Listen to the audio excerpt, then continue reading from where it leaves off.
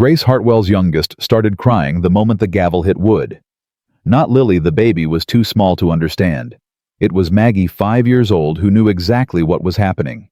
Her mother was being sold. They all were. "Quiet that child," the auctioneer barked. Grace pulled Maggie close. Her hands didn't shake. Couldn't afford to shake. Not with Tommy watching, waiting to see if his mother would break. Then boots hit the platform. Heavy. A voice cut through the noise. "How much for all 6? The crowd went silent. Subscribe now. Drop your city in the comments. I want to see how far this story travels. Stay till the end. You won't regret it. The sun beat Laramie's town square without mercy. Grace's knees locked. Her dress clung to her back, sweat and dust and shame mixed together. "Folks, you know why we're here." Chester Boone, the auctioneer, wiped his neck with a rag. "Mordecai Hartwell's got legal claim, $500 debt. Law says nothing about selling people." Someone shouted from the back. Chester ignored it. "Do I hear $10? Grace's stomach turned. $10. That's what her family was worth. Tommy pressed against her right side, 13 years old, trying to stand tall. His father's build, his father's jaw, his father's grave 6 months cold.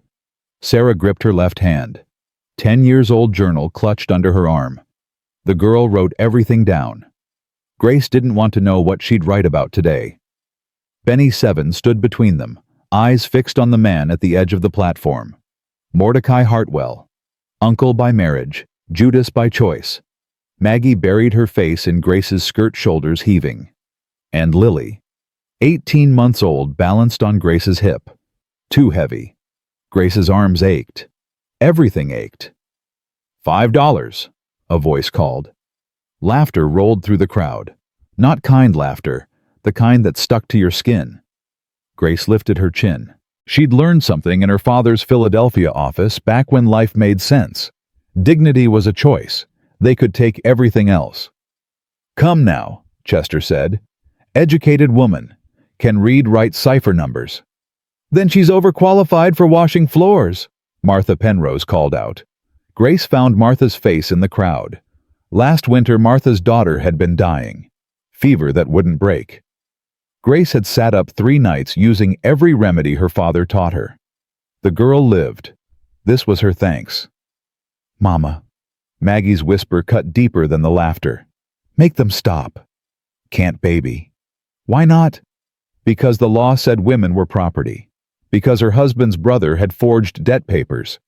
Because Wyoming Territory in 1878 didn't care about widows with 5 children and no money." Grace didn't say any of that, just held tighter. $10. Samuel Wright, the boarding house owner. He needed kitchen help. Grace knew what that meant, 18-hour days, children working too. Chester perked up. "Now we're moving. Do I hear 15? Silence. The entertainment was wearing thin. Mordecai pushed forward. 45 years old, belly straining his Sunday coat. "This is taking too long, Chester." "Patience pays Mordecai." $20. The voice came from Mordecai's left, his wife Prudence, thin as wire face pinched under her bonnet. $20. For the baby. Grace's arms tightened around Lily. "No." Prudence stepped closer, her hands twisted together. "Be reasonable. You can't feed 5. Give me Lily. I'll raise her right. Good home. Full belly." "She has a home." "You call this a home?" Prudence's voice cracked. Something genuine flickered across her face, pain raw and deep. 20 years married, no children. Everyone knew. No one mentioned it. For half a second, Grace almost pitied her. Then Prudence reached for Lily. Tommy moved fast, stepping between them. "Don't touch her." "Boy," Mordecai started. "I said don't." The crowd murmured. Chester banged his gavel. "Order. We'll have order." Mordecai's face went red. "The boy's got spirit. Maybe I should bid on him separate. Could use someone at the store." Tommy's fists clenched. Grace grabbed his shoulder. "No." "But Mama." "No." She looked at Mordecai. met his eyes. We stay together or not at all. That's not your choice anymore, Mordecai said. $30 for the lot. Samuel right again. Final offer. Chester raised his gavel. Any advance on 30 going once. $100. The voice came from the back, low, rough as creek gravel. Heads turned. A man stepped through the crowd and Grace's breath caught. Tall, 6'3", maybe more. Shoulders broad enough to block the sun. Brown hat shadowed his face, but she saw the scar-pale line from eyebrow to cheek. He moved with a limp right leg stiff, but it didn't slow him. Caleb Stone. She'd seen him once months ago. Mordecai had called him touched since the war. Town kept its distance. Caleb stopped at the platform base, looked up at Chester. 100. Cash. The square went quiet. Even the dogs stopped barking. Chester recovered first. Mr. Stone, that's generous, but wasn't being generous. Mordecai shoved forward. This is family business. Caleb's gaze shifted. Gray eyes cold as January. Family don't sell family. I'm settling a legal debt. Debts between men. Caleb's voice didn't rise. Didn't need to. Not women. Not children. The law says. Know what the law says. Caleb pulled a leather pouch from his coat. Set it on the platform edge. Coins clinked. $100. Twice your brother's debt. Even if the debt was real. Gasps rippled through the crowd. Mordecai's face went purple. You calling me a liar? Calling your arithmetic poor. Someone laughed. Mordecai whirled, but couldn't find who. Chester licked his lips, looked at the pouch, looked at Mordecai. Profit 1. 100 is the bid. Any advance. Silence. Going once.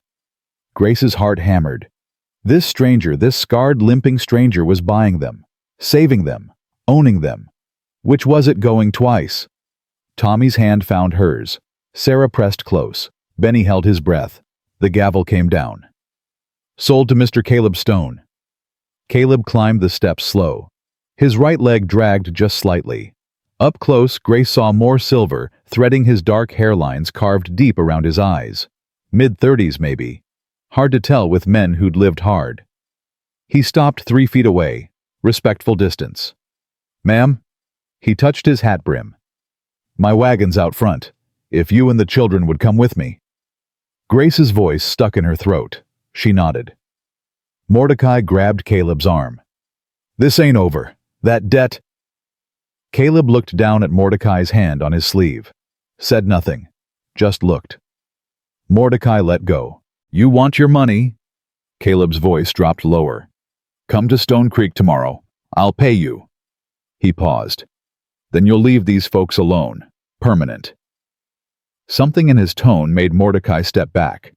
Prudence pushed forward, reaching for Lily. At least let me... Grace turned, shielding the baby. No. Prudence's face crumpled. Real pain, not performance. Her hands dropped. I just wanted...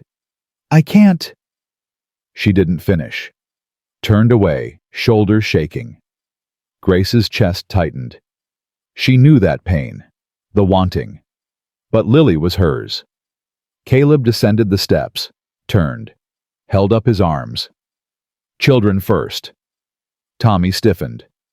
I can manage myself. Didn't say you couldn't. The phrase hung there. Not a challenge. Just fact. Tommy hesitated, jumped down, landed hard, stumbled. Caleb's hand shot out, steadying him. Tommy jerked away but mumbled, thanks. Caleb nodded. Sarah climbed down, careful journal tucked tight. Benny followed, then Maggie. Grace stood alone with Lily. The crowd was dispersing. The show was over. Whispers would spread. By sundown, every house in Laramie would know the widow Hartwell had been bought by crazy Caleb Stone. Caleb raised his arms again. I'll take the little one. Help you down. I can. Didn't say you couldn't. There it was again. That phrase. Grace studied his face. Looking for meanness ownership, the thing men did when they had power. Found nothing. Just patience. She handed Lily down. His hands were massive scarred knuckles, thick, but gentle. Lily stared at him, then grabbed his beard with both fists. Something flickered in Caleb's eyes, gone before Grace could name it. She descended. Her shoes resoled 3 times with scraps hit dirt. She stood before the man who'd just bought her family. "Thank you," she managed. Wasn't kindness. He handed Lily back. Their fingers brushed. His hands were rough as tree bark. Wasn't right what they did. The wagon waited at the square's edge. Sturdy flatbed high sides. 2 horses, 1 gray, 1 brown with white socks. "Ulysses and Grant," Caleb said. "Named for the general." "You fought." "Yes, ma'am." He helped the children into the wagon bed. Blankets laid out cleaner than anything Grace owned. Tommy took the corner, gathering siblings close. Sarah opened her journal, hands shaking. Benny stared at the horses. Maggie finally stopped crying. Caleb gestured to the wagon seat. "You can ride up here, or back with them." "I'll ride up." He helped her up, hand under her elbow, steadying, not grasping. Climbed up beside her. The seat brought them close. Close enough to smell wood smoke leather, something clean like pine. Caleb took the reins, flicked them once. The horses moved. Laramie fell behind. The church where Reverend Michaels had said family troubles weren't his concern. The mercantile where Mordecai counted money while children starved. The boarding house where Samuel Wright worked girls till they dropped. Good riddance.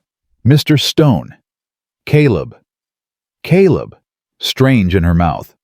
"What do you want from us?" He didn't answer right away. The wagon creaked. Wheels found ruts. The sound settled into rhythm. "Got a ranch," he said finally. "Stone Creek, 8 miles west. Place needs work. Fences down. Fields need planting. Cabin needs..." He paused. "Everything, really. And could use help if you're willing. If I'm not, then you're not." He kept his eyes forward. "But you're welcome either way." Grace studied his profile. Strong jaw. The scar pale against sun-dark skin. Lines around his eyes that spoke of things carried long. "Why'd you do it?" she asked. "You don't know us." "Knew enough." "That's not an answer." "No, ma'am, it's not." He was quiet for a moment. Then, "Had a family once. Wife Catherine, son Daniel. Boy was about your oldest's age when consumption took them." His voice stayed flat. 7 years back. House has been empty since." Grace's throat closed. "I'm sorry." "Appreciate it." He flicked the reins. "Sorry doesn't fix things, but I appreciate it." They rode in silence. The land opened up rolling hills, sage and prairie grass, mountains purple in the distance. Sky so big it hurt to look at. "Mr. Stone, sir," Tommy called from the back. "Caleb's fine." "What kind of ranch is it?" "Cattle mostly, some horses, chickens. Got a milk cow named Betsy. She's got opinions about everything." Benny giggled. First sound of joy Grace had heard from him in months. "You know cattle?" Caleb asked. "No, sir, but I learn fast." "Reckon you do." Sarah leaned forward. "Do you have books?" "Got a Bible, few others. Not much for reading these days." "I like to read," Sarah said quietly. "And write." "Then maybe you can read to me sometime," Caleb said.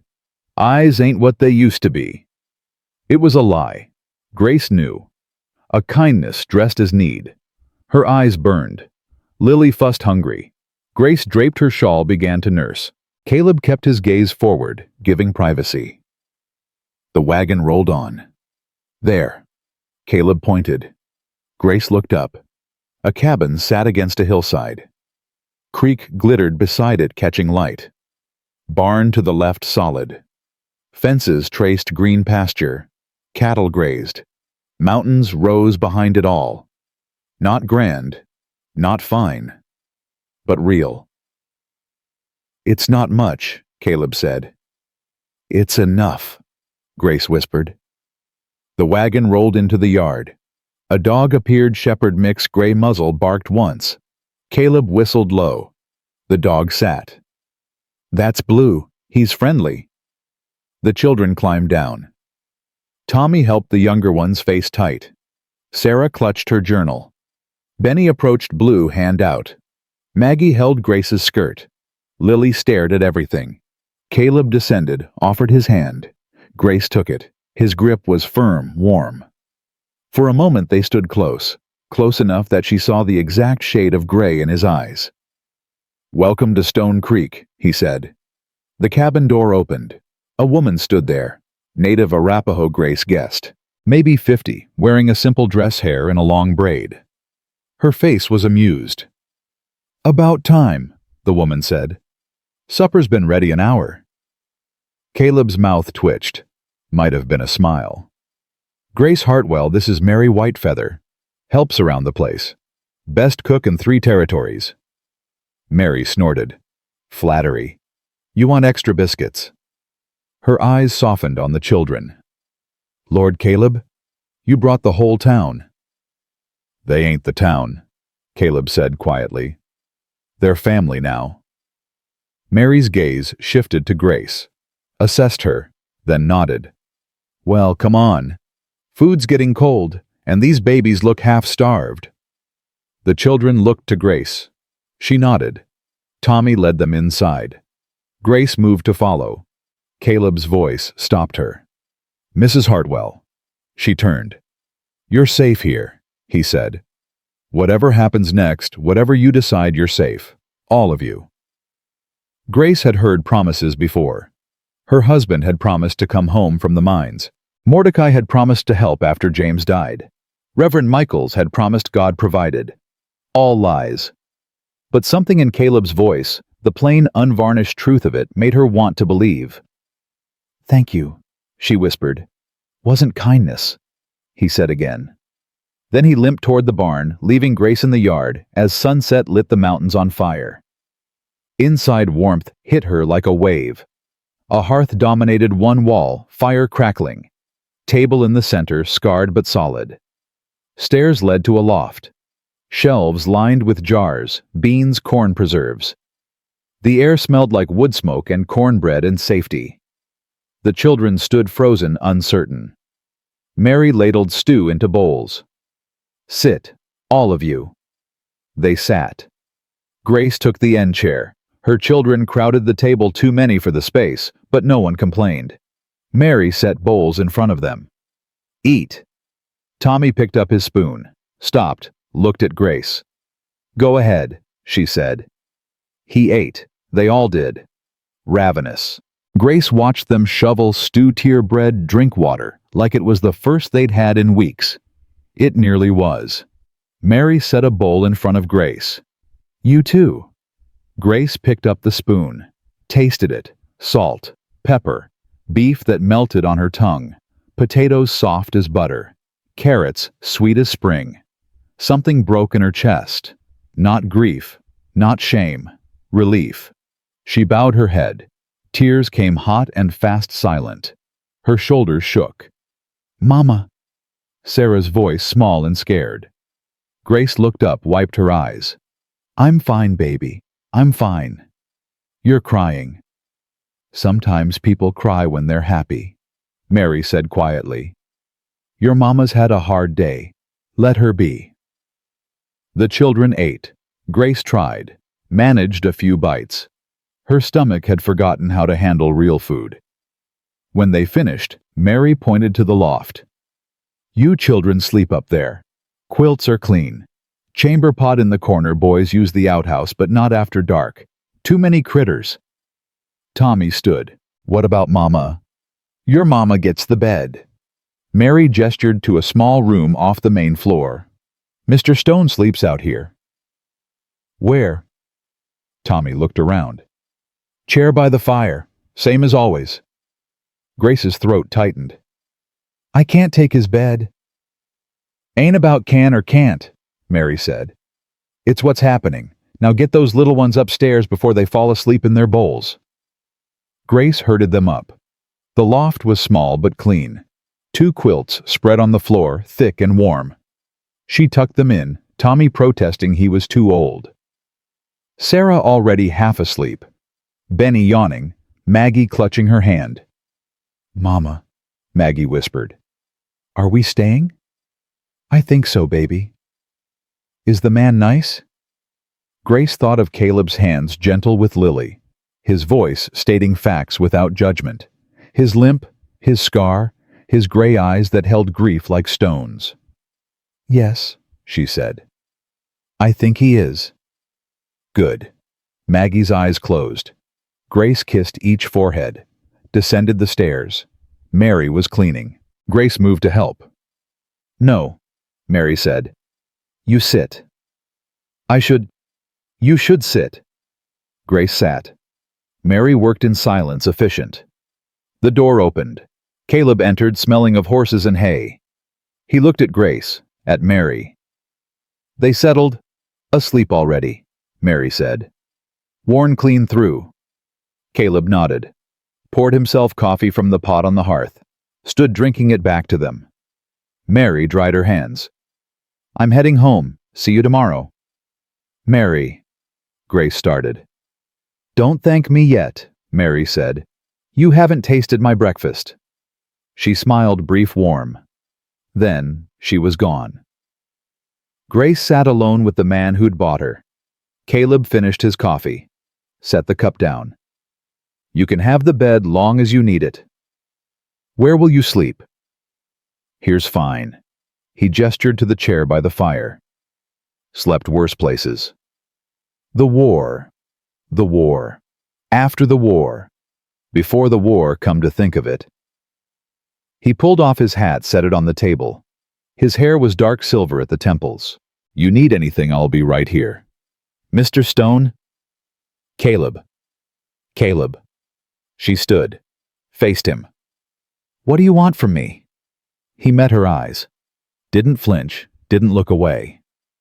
Want you to sleep without fear. Want those children to eat regular. Want to hear laughter in this house again. He paused. Beyond that, nothing. Nothing? Nothing you ain't willing to give. The words hung in the air between them. Grace's hands twisted in her skirt. I don't understand you. Don't need to, Caleb said. Not tonight. Tonight you just need to rest. He turned to the chair, lowered himself into it. His legs stuck out stiff.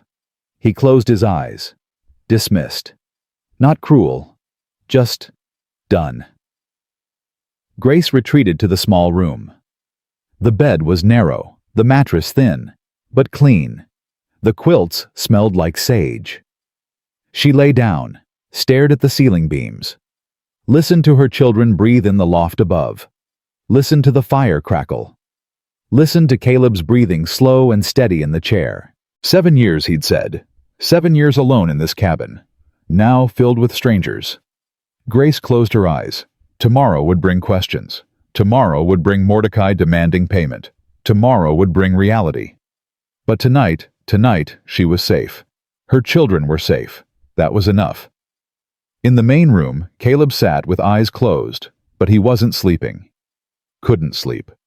Not with the house full of breathing, living souls. 7 years of silence shattered. His chest didn't ache like it used to. That was something. Outside, coyotes called in the distance. The creek murmured. Stars wheeled overhead, cold and bright. Inside, a family slept. And Caleb Stone, who'd thought his life was over at 27 when they buried Catherine, and Daniel felt something he'd forgotten. Not hope. Not yet. But the possibility of it. That was enough. For now. Dawn came cold and blue through the window. Grace woke to voices low, male, unfamiliar. Her heart jumped. She sat up fast, disoriented. Then remembered. Stone Creek. Caleb. Safety. Maybe. She smoothed her dress, still wrinkled from yesterday. No other clothes. Everything she owned had fit in a flour sack Mordecai threw at her feet 3 days ago. She stepped into the main room. Caleb stood at the table with another man. This one was younger, maybe 25, lean as a whip. He had dark hair, darker eyes, and a gun on his hip that looked well used. Both men turned. The stranger's eyes swept over Grace's quick assessment, not leering, then away. "Mrs. Hartwell," Caleb said. "This is Ezra Cole. Works the ranch with me." Ezra touched his hat. "Ma'am?" "Mr. Cole." "Just Ezra's fine." He looked at Caleb. "Mary said you bought a whole family. Didn't believe her till now." "Believe her," Caleb said. "Mordecai's gonna be trouble." "Let him try." Grace's stomach tightened. "He's coming today." Said he would. Caleb poured coffee, handed her a cup. "Ezra's here in case Mordecai brings friends." "You think he will?" "Man like that always brings friends." Caleb's voice stayed level. "Don't worry about it. Don't worry," as if worry was optional. Footsteps on the stairs. Tommy descended, followed by Sarah. Both stopped when they saw Ezra. "Morning," Ezra said. Tommy nodded wary. Sarah clutched her journal. "You're the oldest?" Ezra asked Tommy. "Yes, sir." "How old, Doom? 13. "Old enough to work then." Ezra looked at Caleb. "Could use help moving that downed fence in the north pasture." Tommy straightened. "I can do that." "Didn't ask if you could, asked if you would." There was that phrasing again. Grace noticed. Caleb and Ezra both did it, stated things without assuming. "I'll do it," Tommy said. "Good. Eat first. Can't work on empty." Mary arrived with the sunrise, carrying a basket of eggs. She took one look at the crowded cabin and laughed. "Lord have mercy. It's like a schoolhouse in here." She cooked eggs, bacon, biscuits that smelled like heaven. The children ate like wolves again. Grace managed half a biscuit, her stomach still uncertain. Benny watched Ezra with wide eyes. "You got a gun." "I do." "You ever shoot anybody?" "Benny," Grace said sharply. "It's all right, ma'am." Ezra looked at Benny. "Only when I had to, and I didn't like it." "Oh." Benny considered this. "Can you teach me to shoot?" "When you're older, maybe." Maggie stayed glued to Grace's side, silent. Sarah ate mechanically, eyes on her journal. Lily banged a spoon on the table until Mary gently took it away. After breakfast, Caleb stood. "Tommy, you're with Ezra. Sarah, Mary could use help gathering eggs. Benny, you can feed the chickens. Grace." He paused. "You can rest, or help Mary, your choice." "I'll help." "Didn't think you'd rest," Caleb said. Was that approval in his voice? Hard to tell. The morning passed in motion. Grace followed Mary to the chicken coop, Maggie attached to her skirt, Lily on her hip. Sarah scattered feed, quiet but thorough. Benny chased chickens until Mary told him to stop. "They won't lay if you stress them," Mary said. "How do you stress a chicken?" Benny asked. "Keep chasing them, and you'll find out." Grace gathered eggs careful. The chickens clucked and shifted. The work was simple, physical. Her hands remembered this from childhood, before Philadelphia, before her father taught her medicine. "You've done this before," Mary observed. "On my grandfather's farm, long time ago." "You ain't from around here?" "Pennsylvania, Philadelphia." Mary's eyebrows rose. "That's a long way from Wyoming." "My husband—" Grace stopped, swallowed. "James wanted west, said there was opportunity." "Was he right?" "He's dead, so no." Mary's face softened. "I'm sorry." "Everyone's sorry." Grace set an egg in the basket harder than necessary. It cracked. "Sorry doesn't fix things." "No," Mary agreed. "But it's better than nothing." They worked in silence. Then Mary said, "Caleb's a good man." "I don't know him." "You will. He's the kind that shows through action, not words." "What happened to his family?" Grace asked. He said consumption, but 7 years back, winter of 71. Mary's voice went distant. Catherine was pregnant, 8 months along. Caught a cough that wouldn't quit. Baby came early. Boy, Daniel. Lived 3 days. Catherine lasted a week after. Grace's chest constricted. God. Caleb buried them on the hill behind the barn, under the oak. Goes up there every Sunday. Mary looked at Grace. He ain't bought anyone at auction before. Or brought anyone here. You and your children, you're the first living souls in this house since Catherine died. Why us?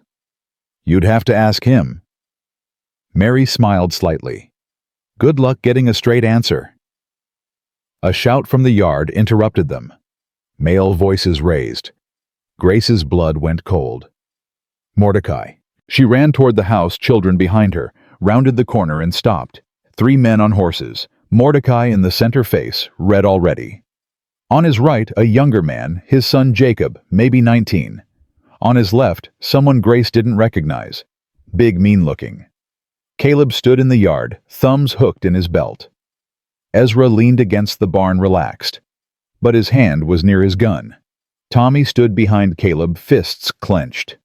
There she is, Mordecai said, pointing at Grace. My brother's widow, bought and paid for. Bought and paid for by me, Caleb said. You got a problem with that, take it up with Chester Boone. I got a problem with you thinking $100 settles this. It's twice the debt. There's interest, damages, emotional distress. Emotional distress. Ezra laughed. That's rich. Mordecai's face darkened. You stay out of this breed. Ezra's expression didn't change, but something cold entered his eyes. Careful with that word. Or what? Or I'll forget my manners. The big man on Mordecai's left shifted in his saddle. You threatening Mr. Hartwell? Stating facts, Ezra said. Caleb held up a hand. Mordecai, you want money, fine, I'll pay. He pulled the leather pouch from his coat. Here's 100. Take it and go. Not enough. It's what we agreed. I changed my mind. Mordecai's smile was oily. I want 200, plus the woman does laundry for the store, twice a week. Grace's hands curled into fists. No, Caleb said simply. Then I'll take her back. And the children. Law's on my side. Law says I bought them fair. Chester's got the paperwork. Law also says I can sue for improper debt settlement. Mordecai leaned forward. I know the territorial judge. Good friend of mine. He'll side with family. Caleb was quiet for a long moment. Then, you finished. What? I asked if you're finished talking. Mordecai sputtered. You can't just, because if you're finished, I got work to do. Caleb's voice stayed level, almost bored. You want to sue. You want to talk to the judge, talk. But you're not getting more money. You're not getting Grace or her children. And you're not stepping foot on my land again. Your land? Mordecai's laugh was sharp. This is open territory. I can go where I please. Not anymore. Caleb's hand moved to his own gun. Grace hadn't noticed it before. This is my property, legal and registered. You're trespassing. The big man spoke. He can't shoot us for trespassing. Can't I? Caleb's eyes stayed on Mordecai. Wyoming's a big territory. Lot of ways a man can disappear. You threatening me? Mordecai's voice cracked. Stating facts. The silence stretched. Horses shifted. The big man's hand drifted toward his gun. Ezra straightened, no longer leaning. I wouldn't. 3 against 2, the big man said. Can you count? Ezra gestured with his chin. Grace turned. Mary stood on the porch holding a rifle. Her face was placid. 3 against 3, Ezra corrected. And Mary don't miss. Mordecai looked between them. His face went from red to purple. This ain't over. Yes, it is, Caleb said quietly. Go home, Mordecai, while you still can. For a moment, Grace thought Mordecai would charge. His hand twitched toward his gun. Jacob grabbed his father's arm. "Pa, let's go." "Jacob." "Now, Pa." Mordecai jerked his reins. His horse danced sideways. He glared at Grace. "You'll regret this. All of you." "Already got regrets," Caleb said. "You ain't one of them." Mordecai spurred his horse. The three men wheeled and rode out, dust rising in their wake. The yard stayed silent until they disappeared over the rise. Then Tommy let out a breath he'd been holding. "That was stupid," Caleb finished. "Mordecai's stupid. Stupid men are dangerous." "You think he'll come back?" Grace asked. "Probably." Caleb looked at her. "You scared?" Grace thought about it. Yesterday she would have been terrified. Today, standing in this yard with these people, this scarred cowboy, this half-native ranch hand, this Arapaho woman with a rifle, she felt something else. "No," she said. "I'm angry." Caleb's mouth twitched. Definitely a smile this time. "Good. Anger's useful. Fear ain't." Mary lowered the rifle. "I'm making lunch. Y'all wash up." She disappeared inside. The tension broke. Tommy sagged against the fence. Sarah had been writing the whole time. Grace saw her hand shaking as she scribbled. Benny emerged from behind the water trough. "That was amazing," Benny breathed. "Mr. Caleb, you were like a gunfighter." "Wasn't a gunfight," Caleb said. "Just talk." "But you would have shot him, right, if he drew—" Caleb's face went hard. "Shooting ain't something to admire, boy. It's something you do when there's no other choice." "But, no buts." Caleb's voice sharpened. "You think killing's easy fun? It ain't. It stays with you. Every face, every shot." He stopped, jaw tight. "Don't glorify it." Benny stepped back, chastened. Grace watched Caleb's face, saw the shadow cross it. The war, she thought. He'd seen things, done things. They all went inside for lunch. Mary had made soup, bread, dried apples. The meal was quiet. Tommy kept looking at Caleb like he was trying to solve a puzzle. Sarah wrote between bites. Maggie ate mechanically. Benny stayed subdued. After Caleb stood. "Tommy, you're still with Ezra. Rest of you, Grace, can I talk to you?" Her stomach dropped. "Of course." He led her outside, away from the cabin. They walked toward the barn. Blue trotted alongside, tail wagging. "I need to know something," Caleb said. "What?" "Can you shoot?" Grace blinked. "What?"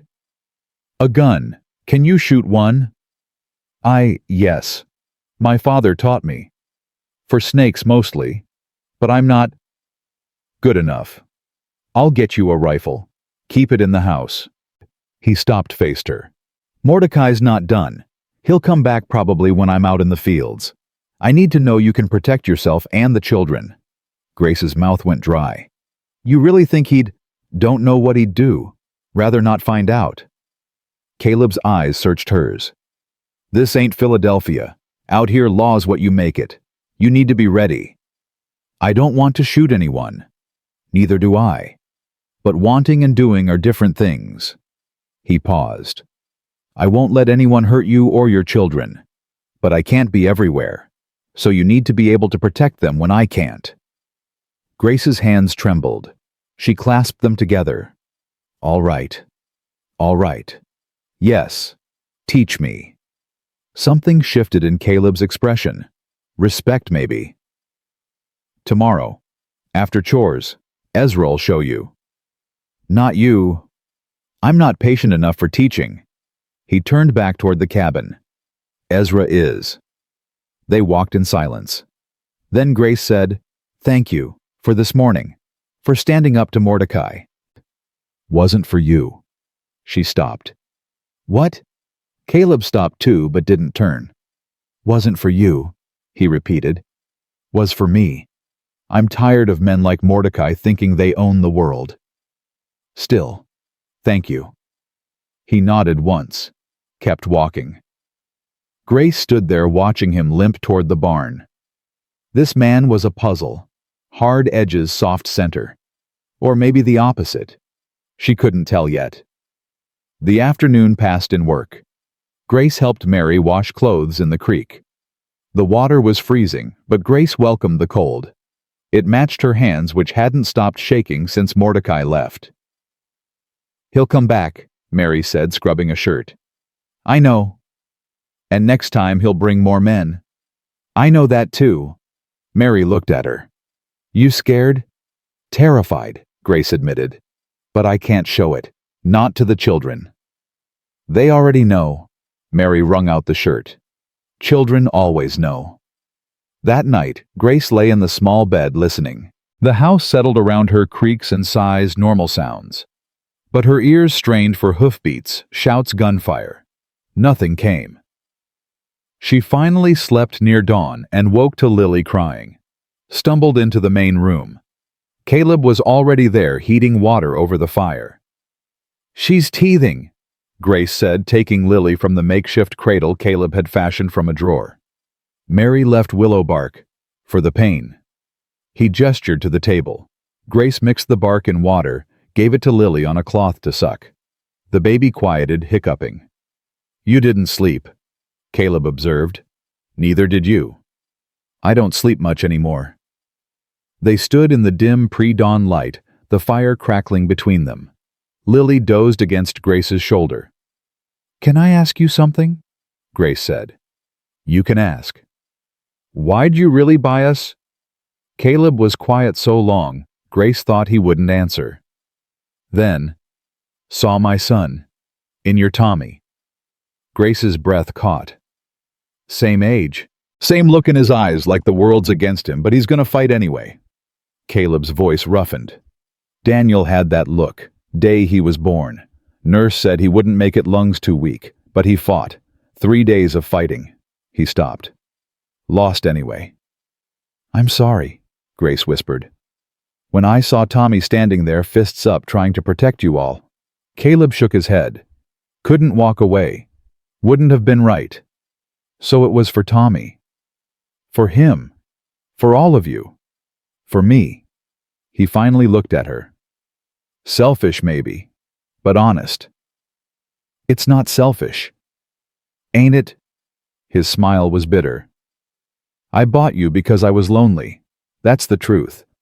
House was too quiet. Couldn't stand it anymore." Grace shifted Lily to her other shoulder. "Loneliness isn't selfish. It's human." "Maybe." The moment stretched. Comfortable almost. Then Caleb cleared his throat. "Sun's coming. Got work." He left. Grace stood alone with Lily, watching dawn break through the window, gold and pink, spreading across the sky. She thought about what he'd said, about Daniel, about loneliness, about truth. This man had saved them, yes, but they might be saving him too.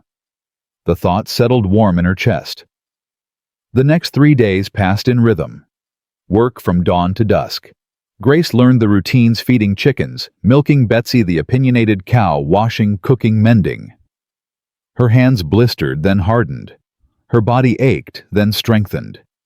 Tommy worked with Ezra, learning fences and cattle and horses. He came back each night exhausted but proud. Sarah helped Mary with preserves, quiet and careful. Benny discovered the barn cats and appointed himself their protector. Maggie followed Grace everywhere, slowly relaxing. Caleb taught Grace to shoot on the 3rd afternoon. Not Ezra, he'd changed his mind. They went to a clearing behind the barn. He handed her a rifle, showed her how to hold it. "Breathe out when you squeeze," he said. "Don't pull. Squeeze gentle." Grace aimed at the target. He'd set up a piece of wood against a hay bale. Squeezed. The rifle kicked hard. The shot went wide. Again. She tried. Missed again. "You're thinking too much. Just feel it." Feel what? The moment before. The stillness. His hand covered hers on the stock, adjusting. "There. Feel that." Grace felt his hand, warm and calloused. felt her heart beating too fast. Yes. That's when you shoot. She tried again. This time the wood splintered. Better, Caleb said. They practiced until her shoulder ached from the recoil, until she could hit the target 3 times out of 5. That'll do, Caleb said. You won't be a sharpshooter, but you can protect yourself. Grace lowered the rifle. I don't want to use this on a person. Neither do I. But if Mordecai comes... I know. She met his eyes. I'll do what I have to. He nodded. Something passed between them, understanding maybe, or recognition. That night, Grace dreamed of gunfire, woke sweating heart racing, crept to the window. The yard was empty, peaceful. Stars overhead. She was turning back to bed when she saw him, Caleb limping up the hill behind the barn, toward the oak tree. Sunday. Mary had mentioned he went there on Sundays. Grace watched him reach the tree stand before 2 small crosses. His head bowed, his shoulders bent under weight she couldn't see. She turned away, giving him privacy, but her chest ached for him. Morning came with shouting. Grace jolted awake, ran to the window. 3 wagons in the yard. 8, maybe 10 men. Mordecai at the front. Caleb Stone. Mordecai's voice rang out. Come out here. Grace grabbed the rifle, ran into the main room. Caleb was already there pulling on his boots. Ezra appeared from the barn, Mary from the back room where she sometimes slept. Stay inside, Caleb told Grace. No. Grace, they're here for me. I'm not hiding. His jaw tightened, but he nodded. They stepped onto this porch together. The children crowded behind Tommy, pushing forward. Mary held the younger ones back. Mordecai sat on his wagon, grinning. Got the territorial judge here, Stone, Judge Whitman. He's got something to say about your little purchase. A man stepped down from the second wagon, older gray-beard, black coat. He looked uncomfortable. Mr. Stone, the judge said, I'm afraid there's been a complaint. Let me guess, Caleb said. Mordecai claims the auction was illegal. Not illegal, but improper. Family law states that widows and orphans should be placed with blood relatives when possible, even if those relatives sold them like cattle. The judge flinched. I understand your position, but do you? Caleb's voice went cold. You understand what it's like to watch children starve, to see a woman stripped of dignity for debts she didn't owe. The law is the law. Then the law's wrong. Silence. The judge shifted. Mr. Stone, I don't want to make this difficult. Too late. Mordecai laughed. You can't fight the law, Stone. Hand them over peaceful, or we'll take them by force. Try it. The men in the wagons stirred. Hands moved toward guns. Ezra stepped forward. Anyone who draws on this property gets buried on it. Big talk for one man, someone shouted. Who said he's alone? The voice came from the barn. A figure stepped out. Then another. Then 3 more. Grace's eyes widened. Men she'd never seen before, all armed, all standing with Caleb. Thought you were alone out here, Mordecai said, but his voice wavered. I am, mostly. Caleb gestured to the men.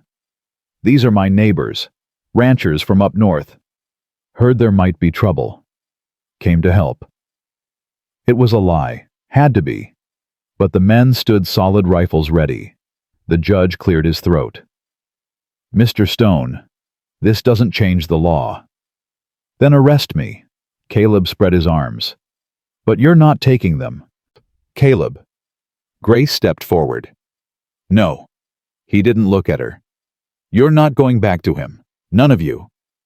I appreciate what you're trying to do, the judge said, but I have a legal obligation. Your legal obligation is to protect the innocent. A new voice, female and sharp. Everyone turned. A woman stepped down from the third wagon. Tall, maybe 60, dressed in dark wool. Her face was stern, but her eyes were kind. Who are you? Mordecai demanded.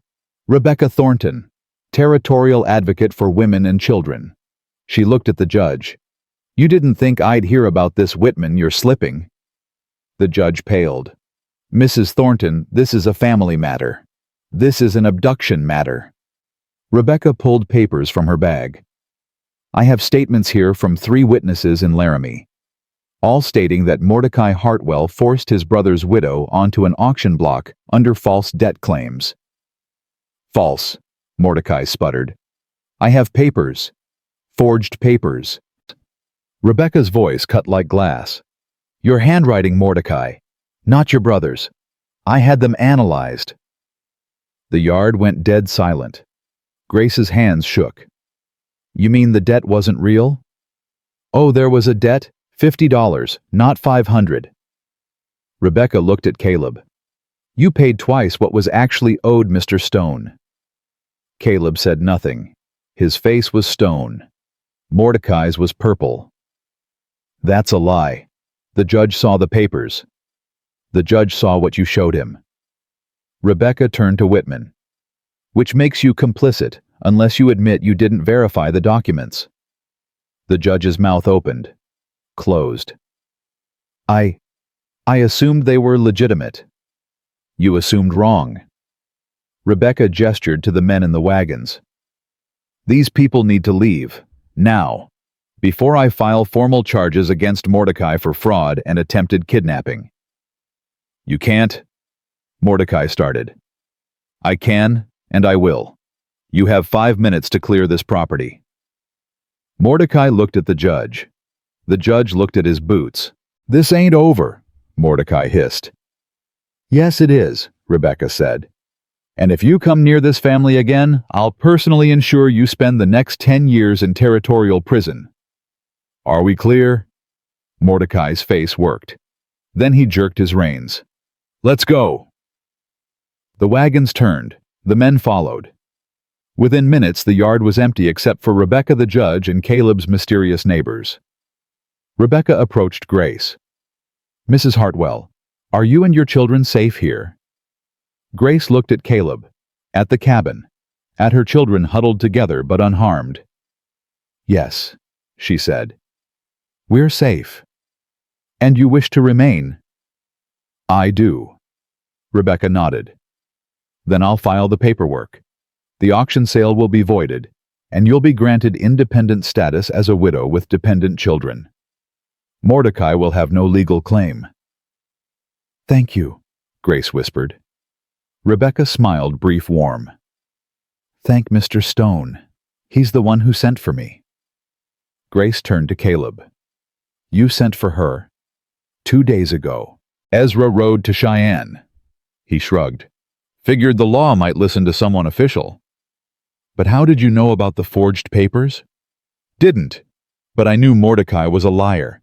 Gambled that someone would find proof. Grace's throat closed. This man, this scarred, limping, grief-worn man had fought for them. Not with guns, but with law. With thinking ahead. I don't know how to thank you, she said. Don't need thanks. He looked at Rebecca. You'll stay for supper. Long ride back to Cheyenne. I'd be honored. The mysterious neighbors melted away. Turned out they were real after all ranchers who owed Caleb favors. The judge slunk off properly shamed. Rebecca stayed charming the children over Mary's cooking. That night, after Rebecca left and the children slept, Grace found Caleb on the porch. He sat in the chair leg stretched out, staring at the stars. Can I sit? She asked. It's your porch, too. She sat on the step. You saved us. Again. Just did what was right. It was more than that. She turned to look at him. You didn't have to send for Rebecca. You could have just kept us. No one would have known the difference. I would have known. So I don't want you here because I bought you. I want you here because you chose it. The words hung in the night air. Grace's heart beat too fast. Why does that matter? She asked. Caleb was quiet for a long time. Then, Because Catherine never got to choose. I brought her west. She didn't want to come. Wanted to stay in St. Louis near her family. But I was stubborn. Thought I knew better. His voice roughened. She died hating it here. Hating me, maybe. She didn't hate you. How would you know? Because you loved her enough to remember it hurt her. A man she hated wouldn't care. Caleb turned to look at her. Really look. His eyes were wet. I want you to choose, he said quietly. Every day. Choose to stay or choose to go. But choose. Grace's hands trembled. She clasped them together. I choose to stay. Today you do. Yes, today I do. He nodded. Looked back at the stars. They sat in silence. Comfortable. The kind of silence that didn't need filling. And Grace thought, maybe this is what safety feels like.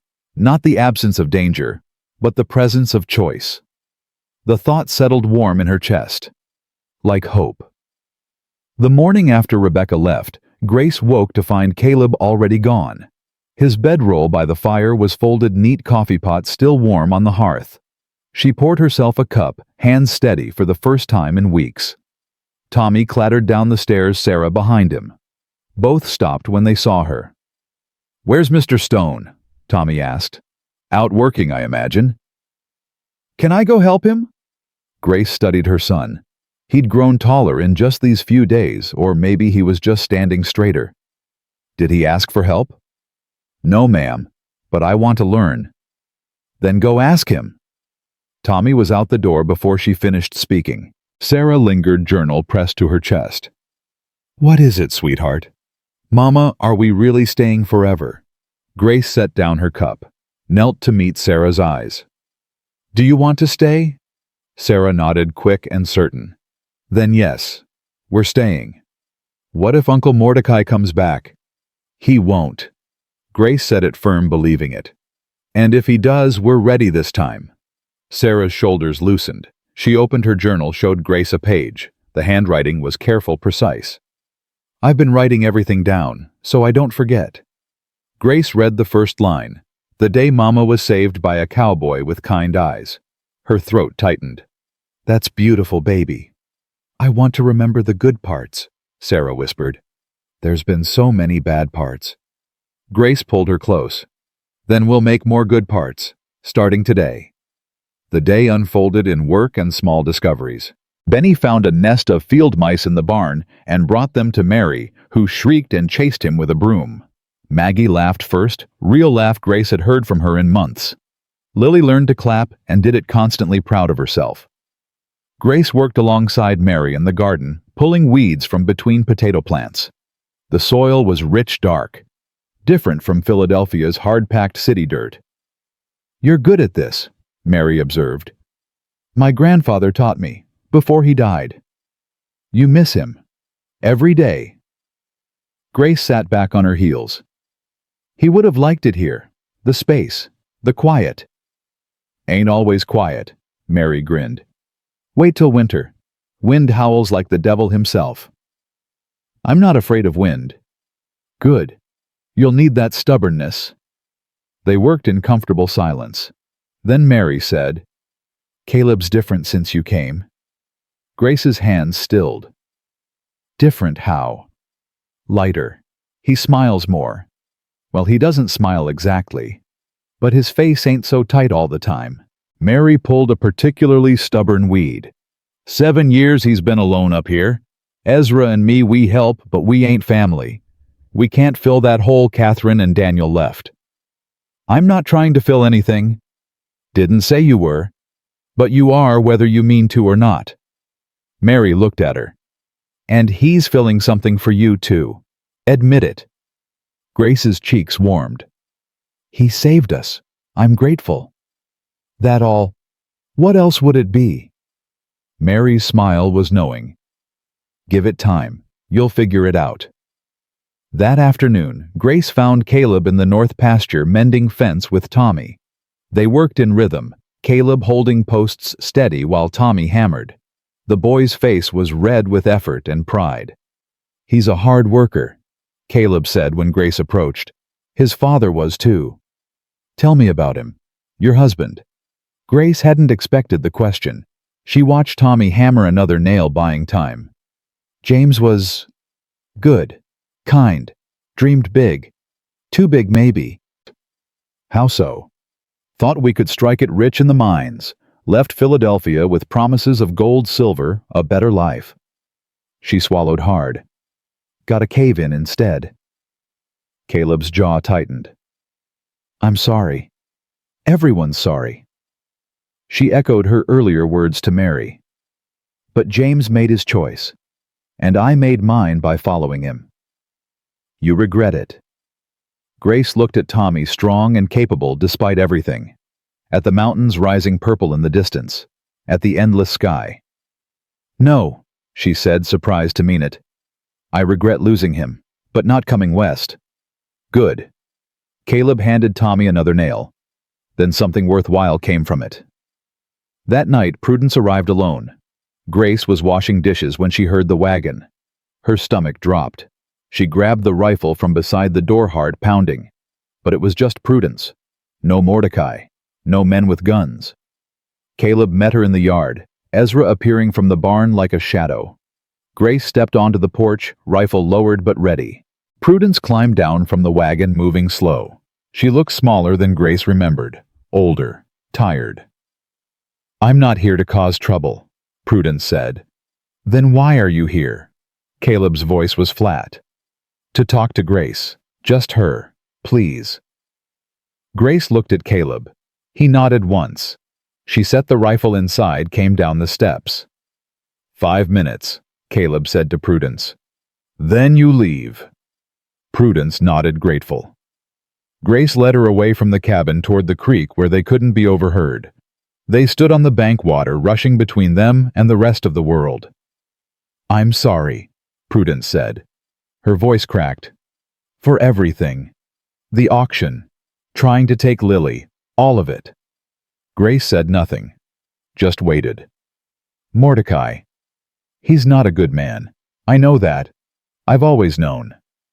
Prudence twisted her hands together. "But I thought if I had a child, if I could just be a mother, maybe I could forgive him for everything else." "That's not how it works." "I know." Prudence's eyes filled. "I know that now. Rebecca Thornton came to see me yesterday. Told me what Mordecai did. The forged papers. The lies. I didn't know, Grace. I swear I didn't know." "But you knew the auction was wrong." Prudence flinched. "Yes." "And you still tried to take my baby." "Because I'm desperate." The words burst out. 20 years, Grace. 20 years of praying, hoping, trying everything. Every month the same heartbreak. Every baby I see in town is a knife in my chest. Tears streamed down her face. "I'm not asking you to forgive me. I'm just asking you to understand." Grace's hands clenched. Part of her wanted to rage, to tell Prudence that pain didn't excuse cruelty. But another part, the part that had buried a husband, that had stood on an auction block with 5 terrified children, that part understood. "I can't give you Lily," Grace said quietly. "I know. And I can't forgive you. Not yet. Maybe not ever." Prudence nodded, shoulders shaking. "But I understand," Grace continued. "The wanting. The emptiness. I felt it too when James died. Like part of me was buried with him." "How did you survive it?" Grace looked back at the cabin where her children were safe and warm. Where Caleb was standing guard. Where Mary was probably making supper. "I didn't survive alone," she said. "And neither should you." Prudence wiped her eyes. "Mordecai won't let me leave. I've got nowhere to go." "Then make somewhere." Grace surprised herself with the fierceness in her voice.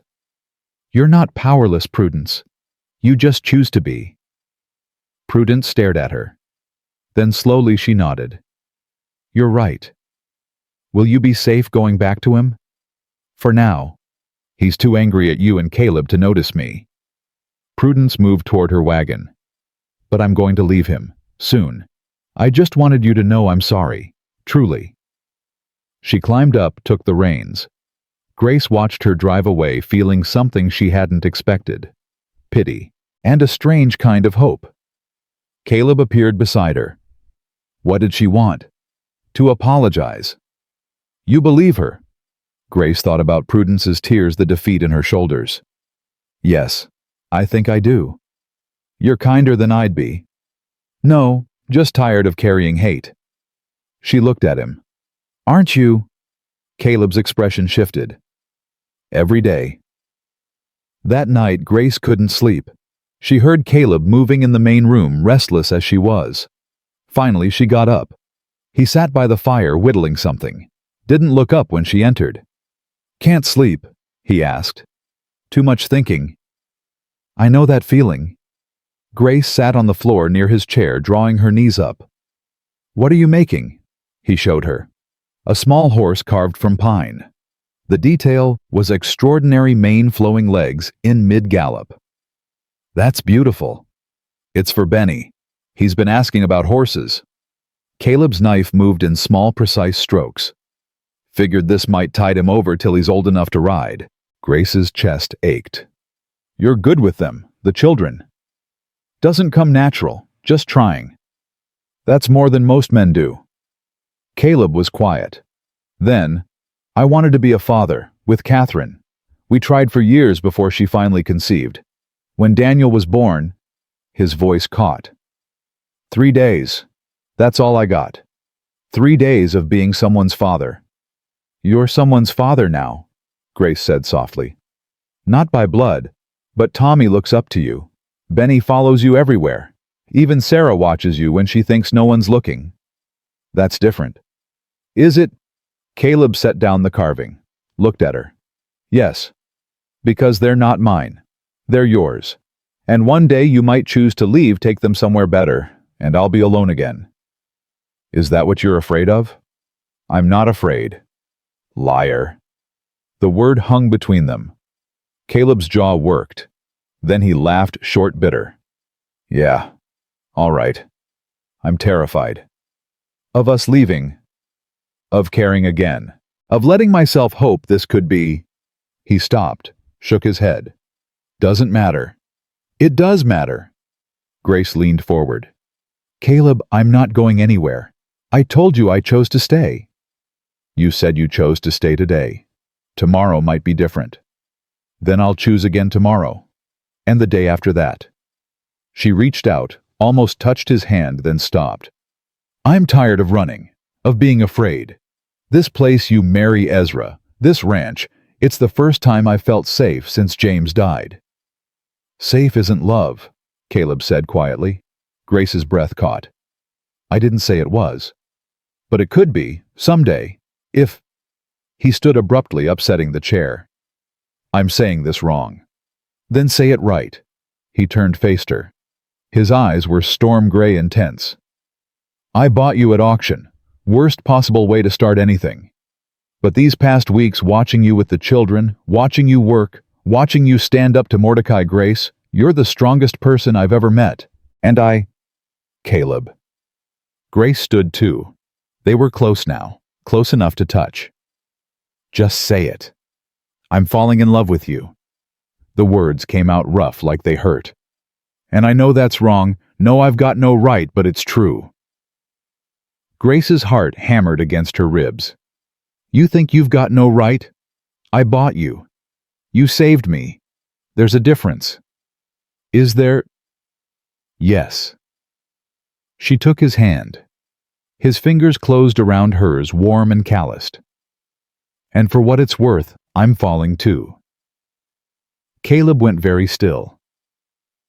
You mean that? I don't say things I don't mean. He pulled her close, then sudden and fierce. Not a kiss, just his arms around her, her face pressed to his chest. She could hear his heart beating fast and hard. I won't hurt you, he whispered into her hair. I swear I won't. I know. And the children, I'll take care of them like they're my own. I know that too. They stood like that for a long moment. Then Grace pulled back, looked up at him. But we should wait. For anything more than this. The children need time. I need time. I've got time. Caleb's thumb brushed her cheek. Got all the time in the world. Grace smiled, real and warm. Good. They separated, suddenly awkward. Caleb cleared his throat. You should sleep. So should you. I will. Eventually. Grace returned to her room, but she didn't sleep. Just lay there, hand pressed to her chest, where her heart still raced.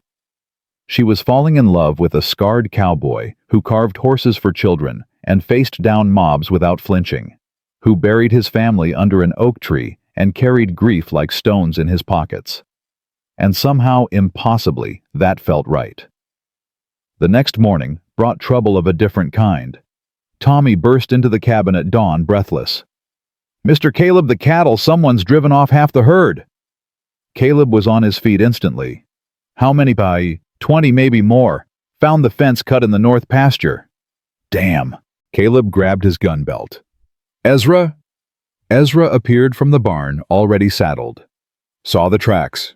3 riders, maybe 4, headed northeast. Mordecai, Grace said. Probably. Caleb buckled the belt. He can't touch you legally, so he's hitting where it hurts. How bad is it? Grace asked. Losing 20 head? Caleb's face was grim. Bad enough. That's 3 months' profit, maybe more. What are you going to do? Get them back. He looked at Ezra. Round up whoever's available. We ride in 10 minutes. Caleb, wait. Grace grabbed his arm. It could be a trap, to draw you away from the ranch. I know. Then don't go. Have to. Can't let him think he can steal from me without consequence. He covered her hand with his. You'll be safe. Mary's here, and you've got the rifle. I'm not worried about me. I'm worried about you. Something softened in his face. I'll be careful. Promise. You better be. Grace released him. Because if you get yourself killed, I'll never forgive you. Caleb almost smiled. Yes, ma'am. He left with Ezra and 2 other ranch hands Grace hadn't met before. Tommy begged to go, but Caleb shut that down fast. I need you here, Caleb told him. Protecting your mother and the others. That's more important than chasing cattle thieves. Tommy straightened, pride and disappointment warring on his face. Yes, sir. The men rode out. Grace stood in the yard watching until they disappeared over the rise. Mary came to stand beside her. He'll be fine. Caleb survived worse than Mordecai. I know. Grace stopped. I'm afraid. Of losing him. Of losing this. All of it. The safety. The hope. She turned to Mary. Is that selfish? No, that's human. Mary touched her shoulder. Come on. Worrying won't bring them back faster. We've got work to do. The day dragged. Grace threw herself into chores, washing, cooking, mending. Anything to keep her hands busy and her mind quiet. But every sound made her jump. Every bird call could be hoofbeats. Every shadow could be riders. Tommy paced like a caged animal. Sarah wrote furiously in her journal. Benny stayed close to Mary. Maggie clung to Grace's skirt, sensing the tension. Afternoon bled into evening. No riders, no word. Grace made supper mechanically. The children ate in silence. Even Lily was quiet, as if she understood something was wrong. After supper, Grace took the rifle and went to the porch. Tommy joined her carrying the shotgun Caleb had left him. You think they're all right? Tommy asked. I have to believe they are. What if Mordecai? Tommy's voice cracked. What if he hurts them? Grace looked at her son, saw the boy he'd been, the man he was becoming. Then we'll deal with it. Together. Tommy nodded, jaw set. They sat together as darkness fell. Stars emerged cold and bright. The creek murmured. Coyotes called in the distance. Then hoofbeats. Grace stood rifle ready. Tommy beside her, shotgun raised. 3 horses emerged from the darkness. Caleb in the lead, slumped in his saddle. Ezra supporting him on one side, another ranch hand on the other. Grace's heart stopped. "Caleb!" She ran to him. He tried to straighten, failed. Blood soaked his left shoulder. "I'm all right," he said through gritted teeth. "Just a scratch." "That's not a scratch." Grace turned to Ezra. "Get him inside, now." They hauled Caleb into the cabin, laid him on the table. Mary appeared with hot water and clean cloth. Grace tore open his shirt. The wound was high on his shoulder, still bleeding. A bullet graze, not a through and through, but deep. "What happened?" Grace demanded, pressing cloth to the wound. "Ambush," Ezra said. "We got the cattle back, but Mordecai had men waiting. They shot at us as we left." "Did you shoot back?" "Had to." Ezra's face was grim. "2 of his men are wounded, maybe dead. We didn't stay to check." Grace's hands shook as she worked. Caleb's face was pale, jaw clenched against pain. "Grace," he said. "I'm sorry." "Shut up." She cleaned the wound hands steadier than her voice. "You're an idiot. I told you it was a trap." "You were right." "Of course I was right." Tears blurred her vision. "You could have been killed." "But I wasn't. This time." She met his eyes. "Don't you dare do that again." "Can't promise that." "Then promise to be more careful." "All right."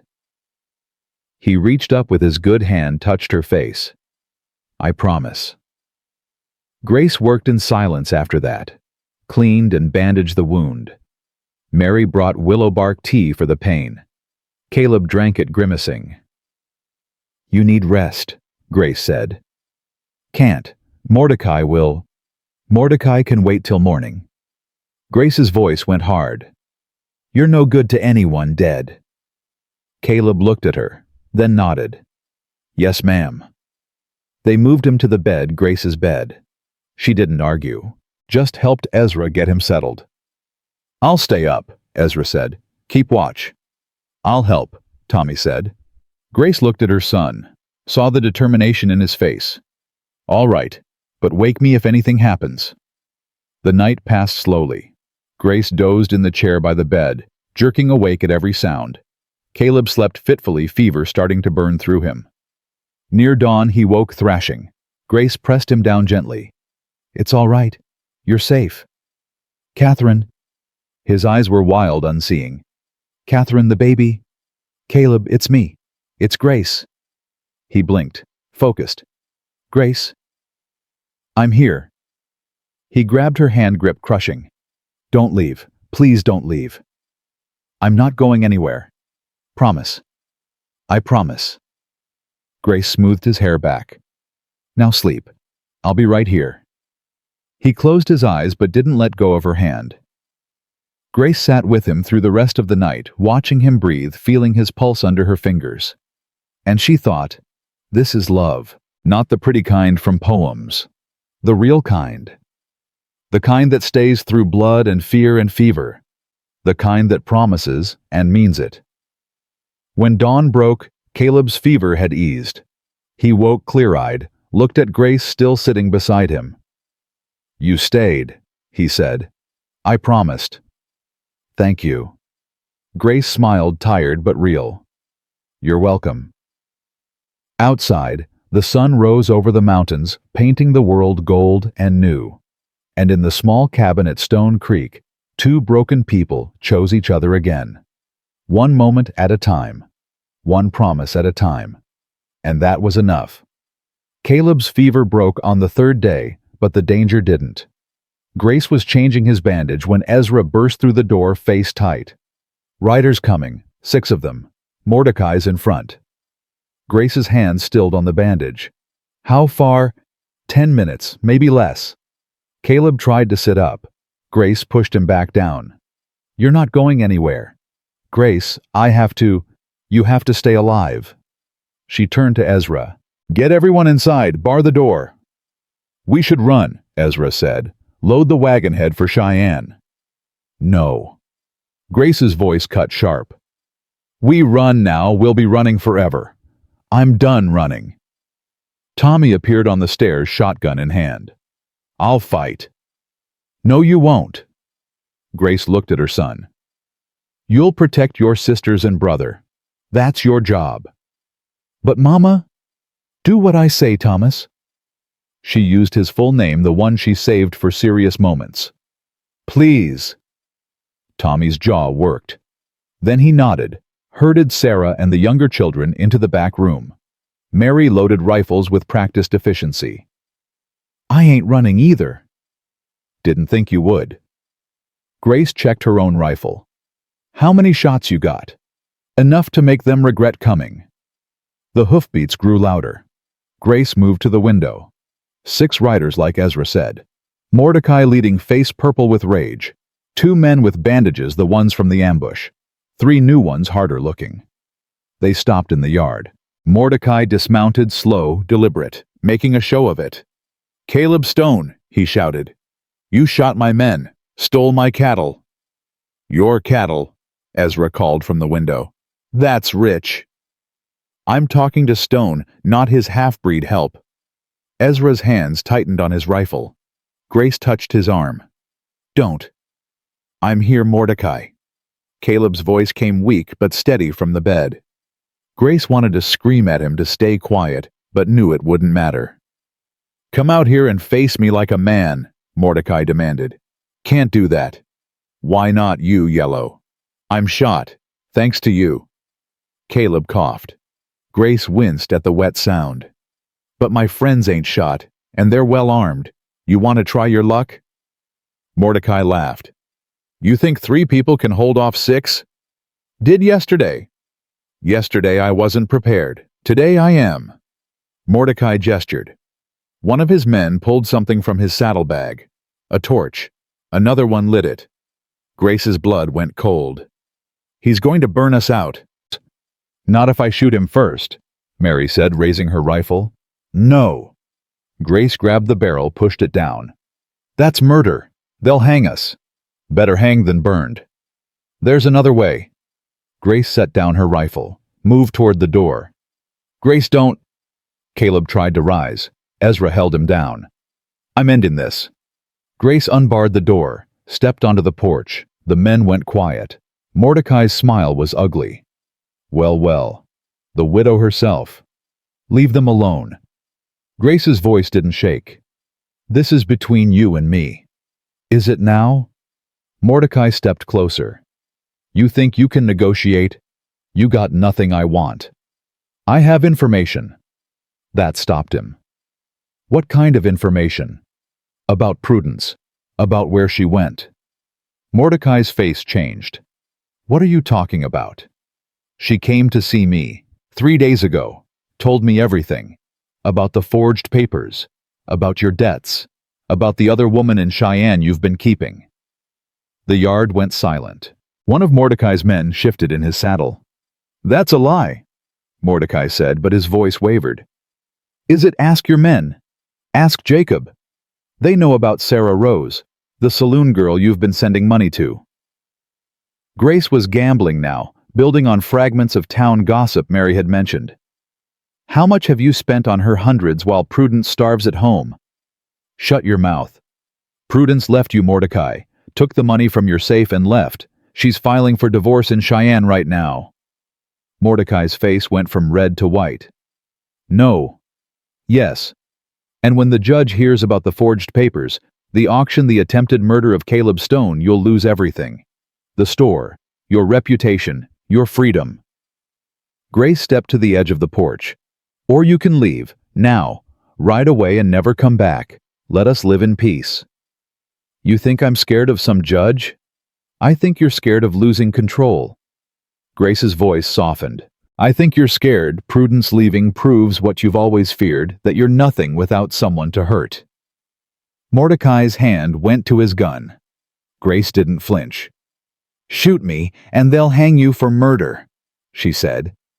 Every person in this cabin is a witness, and Rebecca Thornton will make sure you swing. Behind her, she heard the door crack open. Felt Caleb's presence, wounded but standing. Felt Tommy beside him. Mary and Ezra. Even Sarah, small and fierce. They stood together. A family. Not by blood, but by choice. Mordecai looked at them. At Grace, unafraid. At his own men, uncertain now. At the torch still burning. "This ain't over," he said finally. "Yes, it is." Grace's voice rang clear. "It's over because I'm making it over. You have no power here anymore, Mordecai. None. So right away while you still can." For a long moment nobody moved. Then Jacob spoke up. "Pa, let's go. Please." Mordecai turned on his son. "We're not done." "Yes, we are." Jacob's voice was quiet but firm. "I'm done. With all of it. The lies. The anger. I'm done." He turned his horse. Rode off. One by one, the other men followed. Until only Mordecai remained, torch in hand, face twisted with impotent rage. "I'll ruin you," he spat at Grace. "All of you." "You already tried," Grace said, "and you failed." Mordecai threw the torch. It landed in the dirt, hissing. Then he spurred his horse and galloped away. Grace's knees gave out. She sat hard on the porch steps. Caleb lowered himself beside her, breathing heavy. "That was the bravest damn thing I've ever seen," he said. "That was the stupidest thing I've ever done." Grace's hands shook now, adrenaline crashing.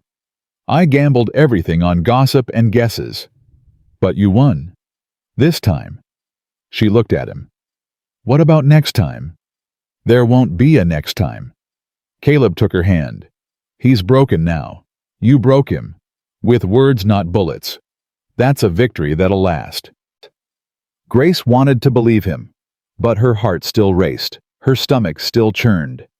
Mary brought water. "Drink, both of you." They drank. The children emerged slowly, uncertain. Tommy came to Grace, wrapped his arms around her. She held him tight. "I thought he was going to shoot you," Tommy whispered. "So did I." "But you didn't run." "No." Grace pulled back, looked at her son. "Because some things are worth standing for. This family is worth standing for." Tommy's eyes shone. "I want to be brave like you." "You already are, baby. You already are." The days after Mordecai's departure felt strange, suspended, like waiting for thunder that never came. Caleb healed slowly, too slowly for his liking. He tried to work the second day and nearly passed out. Grace found him in the barn, gray-faced and shaking. "Inside, now." "I'm fine." "You're bleeding through your bandage." She grabbed his good arm, hauled him toward the cabin. "You're going to lie down and rest if I have to tie you to the bed." "You threatening me, Mrs. Hartwell?" "Yes." Caleb's mouth twitched. "All right then."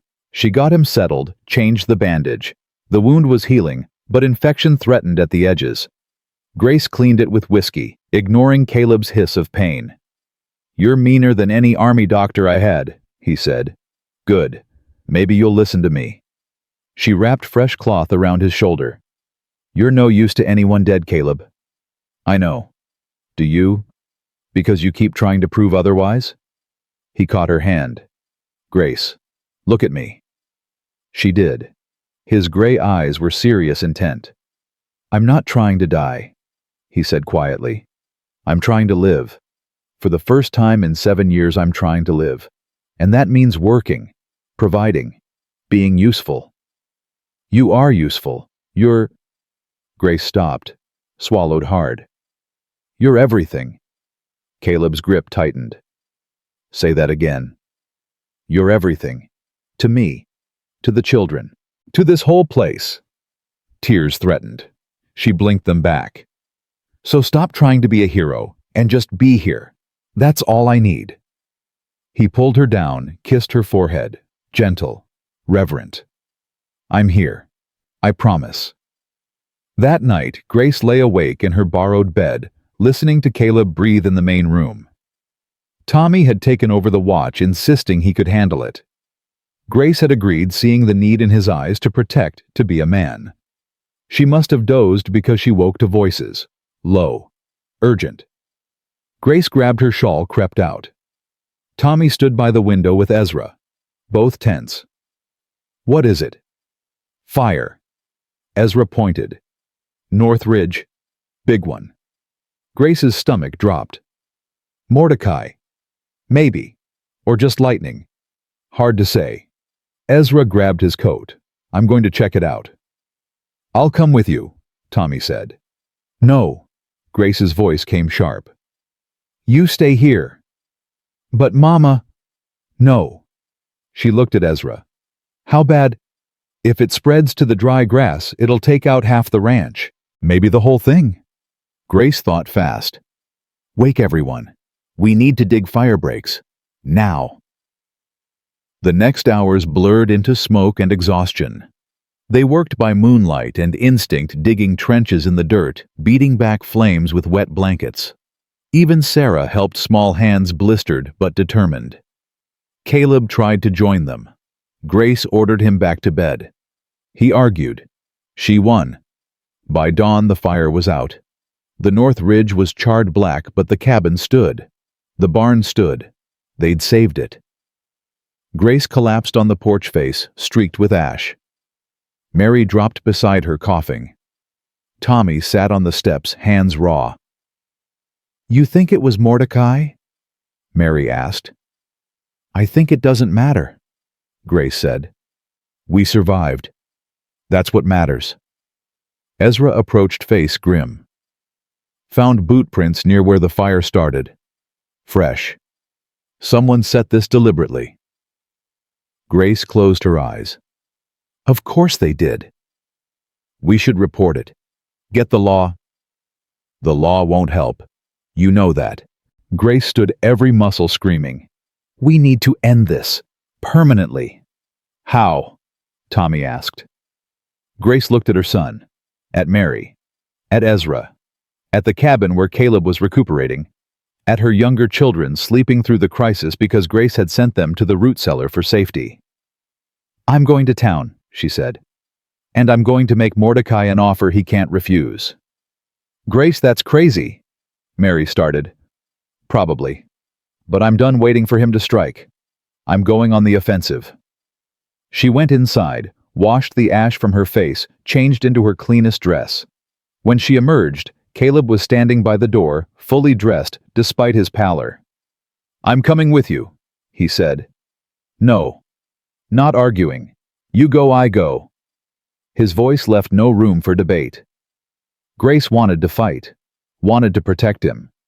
But she saw the set of his jaw and knew it was pointless. Fine. But you sit in the wagon and don't move. Yes, ma'am. They rode into Laramie at midday. The town went quiet when they arrived, people stopping to stare. Grace Hartwell, who'd been sold at auction, riding in beside Caleb Stone, the man who'd bought her. But this time, Grace's back was straight. Her chin was up. She wasn't merchandise anymore. She was a woman with a purpose. They found Mordecai at his store as expected. He looked up when they entered, face going splotchy. Get out, he said. No. Grace walked to the counter. We're going to talk. Like civilized people. Got nothing to say to you? Then listen. Grace planted her hands on the counter. Here's what's going to happen. You're going to sell me this store. Mordecai laughed. Like hell. You're going to sell it to me for $1. And in exchange, I won't tell everyone in this town about Sarah Rose. About the forged papers. About how you set fire to Caleb's ranch last night. The color drained from Mordecai's face. I didn't. Boot prints, Mordecai, size 11. Same boots you're wearing right now. Grace leaned forward. You tried to burn us out. That's attempted murder. The territorial judge won't like that. Neither will your neighbors when they realize you're willing to torch property over a grudge. You can't prove anything. Can't I? Grace pulled a folded paper from her pocket. Rebecca Thornton helped me draft this. It's a statement, signed by 3 witnesses who saw you near the ridge last night. It was a bluff. Complete fabrication. But Mordecai didn't know that. He looked at the paper, at Grace, at Caleb standing silent but solid behind her. Why the store? He asked finally. Because Prudence will need it. When she comes back, and she will come back once you're gone, she'll need a way to support herself. Grace straightened. You sign this store over to me, I'll hold it in trust for her. You get to leave town with your reputation mostly intact, and we all get to live in peace. And if I refuse, then I show this paper to the judge, and to the territorial marshal, and to every rancher within 50 miles. You'll be lucky if they only run you out of town. Grace's voice hardened. Or you could have an accident. Fire's unpredictable after all. Never know when a spark might land somewhere. Unfortunate. It was a threat. Clear and cold. Grace saw Caleb stiffen behind her, surprised. But she didn't take it back. She'd learned something these past weeks. Sometimes mercy looked like letting someone walk away. Sometimes it looked like making them. Mordecai's hands shook as he reached for a pen. I hate you. I don't care. Grace pushed the transfer papers across the counter. Sign. He signed. Every line, every clause. When he finished, Grace took the papers, folded them carefully. You have until sundown to clear out, she said. After that, if I see you in Laramie or anywhere near Stone Creek, all deals are off. Mordecai looked at her with something like fear. You're not who I thought you were. No, Grace agreed. I'm not. I'm stronger. They left him there, standing in his empty store. Outside, Caleb stopped her. Grace, what you just did was necessary. Was dangerous. If he'd called your bluff, he didn't. Grace climbed into the wagon. And now it's over. Really over. Caleb studied her face. You've changed. Yes. You threatened to kill a man. No. I threatened to let fire do what fire does. She met his eyes. Don't pretend you wouldn't do the same. I would. But I'm a man who's killed before. What a woman, a mother. Grace's laugh was bitter. I'm whatever I need to be to protect my family, and if that makes me hard, so be it. Caleb climbed up beside her. Doesn't make you hard, makes you a survivor. They rode in silence. Then Caleb said, I'm proud of you. Grace's throat tightened. Why? Because you did what needed doing, without flinching, without apologizing. He took her hand. That takes strength most people never find. I'm tired of being weak. You were never weak, just outmatched. He squeezed her fingers. Now you're not. When they reached Stone Creek, the children ran to meet them. Tommy first, then Sarah, then Benny and Maggie, with Lily toddling behind. Did you see him? Tommy asked. We did. Is it over? Grace looked at her children, at Caleb beside her, at Mary and Ezra emerging from the barn, at the cabin scarred but standing. Yes, she said. It's over. That night they celebrated. Mary cooked a feast, chicken potatoes, the last of the preserved peaches. They ate until they couldn't move, laughing at Benny's stories and Sarah's shy jokes. After the children went to bed, Grace and Caleb sat on the porch. The stars wheeled overhead, infinite and cold, but the space between them was warm. What happens now? Grace asked. Now we live. Caleb's voice was simple, sure. We work the ranch, raise the children, get through winter. He paused. And maybe, if you're willing, we get married proper. Make this official. Grace's heart stuttered. Are you asking? I'm asking. He turned to face her. Grace Eleanor Hartwell, will you marry me? Not because I bought you, not because you need protection, but because I love you, and I think maybe you love me too. Grace's eyes burned. I do love you. Is that a yes? That's a yes. Caleb kissed her then, soft and sweet and full of promise. And Grace kissed him back, tasting smoke and hope, and the future they'd choose together. When they pulled apart, Caleb rested his forehead against hers. Tomorrow I'm riding to see the preacher. Tomorrow you're resting, your shoulder. Tomorrow I'm riding to see the preacher. he repeated firmly. Because I'm not waiting anymore. 7 years I waited. I'm done waiting. Grace laughed through tears. All right. Tomorrow. And Grace? Yes. Thank you. For choosing me. For choosing this life. For being brave when I couldn't be. You're always brave. Not like you. He traced her jaw. You faced Mordecai without a gun. You threatened him with words and will. That's a courage I'll never have. Then it's good we have each other. Grace kissed him again. Your courage and mine. Together. They sat under the stars planning their future. A wedding under the oak tree. A expansion to the cabin. More cattle come spring. Maybe another child someday, if God was willing.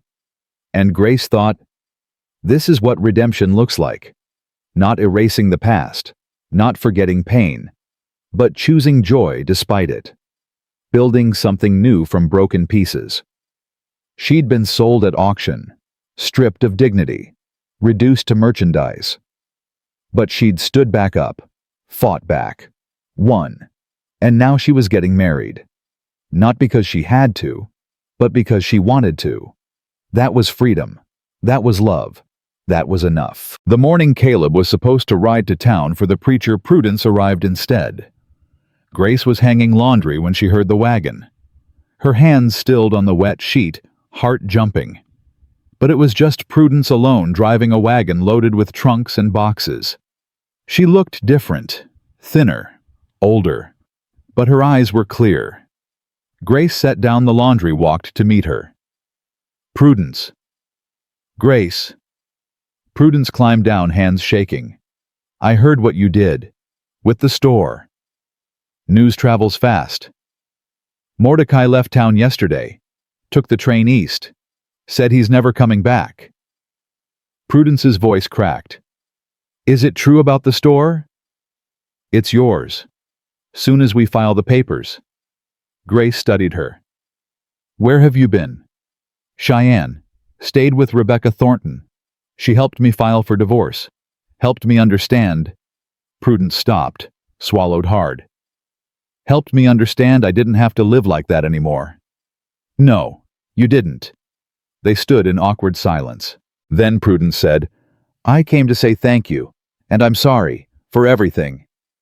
You already apologized. Words aren't enough, so I brought these. Prudence gestured to the wagon. Mordecai's things. Things he can't take on the train. Furniture, supplies, tools. I thought you might need them. For the wedding. Grace's throat tightened. How did you know? Mary told me. I saw her in town yesterday. Prudence smiled slightly. She said you're getting married under the oak tree. That it's going to be beautiful. It's going to be simple. Simple can be beautiful. Prudence hesitated. I know I have no right to ask, but could I come to the wedding? Grace wanted to say no, wanted to hold on to the anger, the hurt. But she looked at Prudence's face, saw the hope there, fragile and desperate. Yes, Grace said. You can come. Prudence's eyes filled. Thank you. They unloaded the wagon together. Chairs, a table, bolts of fabric. Even a mirror, things Grace had never owned, could never afford. Prudence worked silently, efficiently, like she was atoning. When they finished, she climbed back into the wagon. Grace, I'm going to make the store work. Make it something good. Something Mordecai never could. I believe you will. And maybe someday you can forgive me. Not today, but someday. Grace considered. Maybe someday. Prudence nodded. Drove away. Caleb appeared from the barn. That was unexpected. Everything about this life is unexpected. Grace leaned against him. But I'm learning to expect it. The wedding was set for Sunday. 3 days to prepare. Grace threw herself into the work, grateful for distraction. Mary sewed a dress from the fabric Prudence brought, simple white cotton, but clean and new.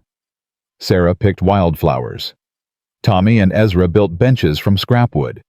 Benny appointed himself in charge of Blue grooming the dog until he gleamed. Maggie asked if she could carry flowers. Grace said yes. Lily practiced clapping, convinced it was her primary job. Caleb disappeared for hours on Saturday. When Grace asked where, he just smiled. "You'll see." That night, Grace couldn't sleep. She lay in bed staring at the ceiling, thinking about tomorrow. About becoming Mrs. Caleb Stone. About promising forever to a man she'd known for barely a month. It should have terrified her. Instead, it felt right. A soft knock on the door. "Grace?" "You awake?" Sarah's voice. Grace sat up. "Come in, sweetheart." Sarah slipped inside, journal clutched to her chest. She sat on the edge of the bed, unusually hesitant. "What is it?" Grace asked. "I wrote something. For the wedding.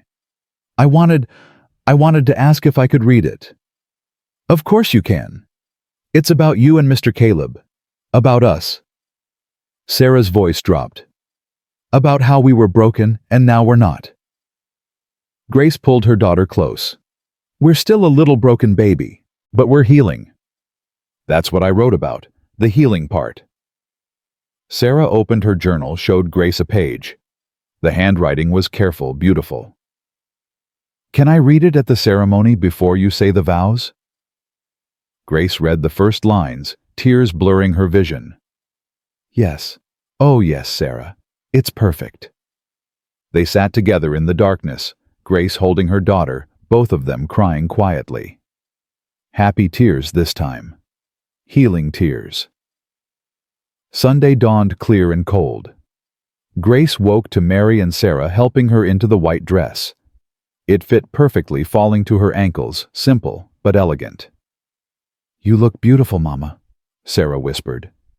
Grace looked in the mirror Prudence had brought. Saw a woman she barely recognized, stronger, older, but whole. Mary braided her hair, wove wildflowers through it. "Caleb's going to forget how to breathe when he sees you." "He better not. I need him conscious for the vows." They laughed. It felt good laughing on her wedding day. The children dressed in their best, which wasn't much but clean. Tommy wore a shirt Ezra had loaned him, too big in the shoulders, but he wore it proud. Sarah had a yellow ribbon in her hair. Benny's face was scrubbed pink. Maggie wore her only dress, mended carefully.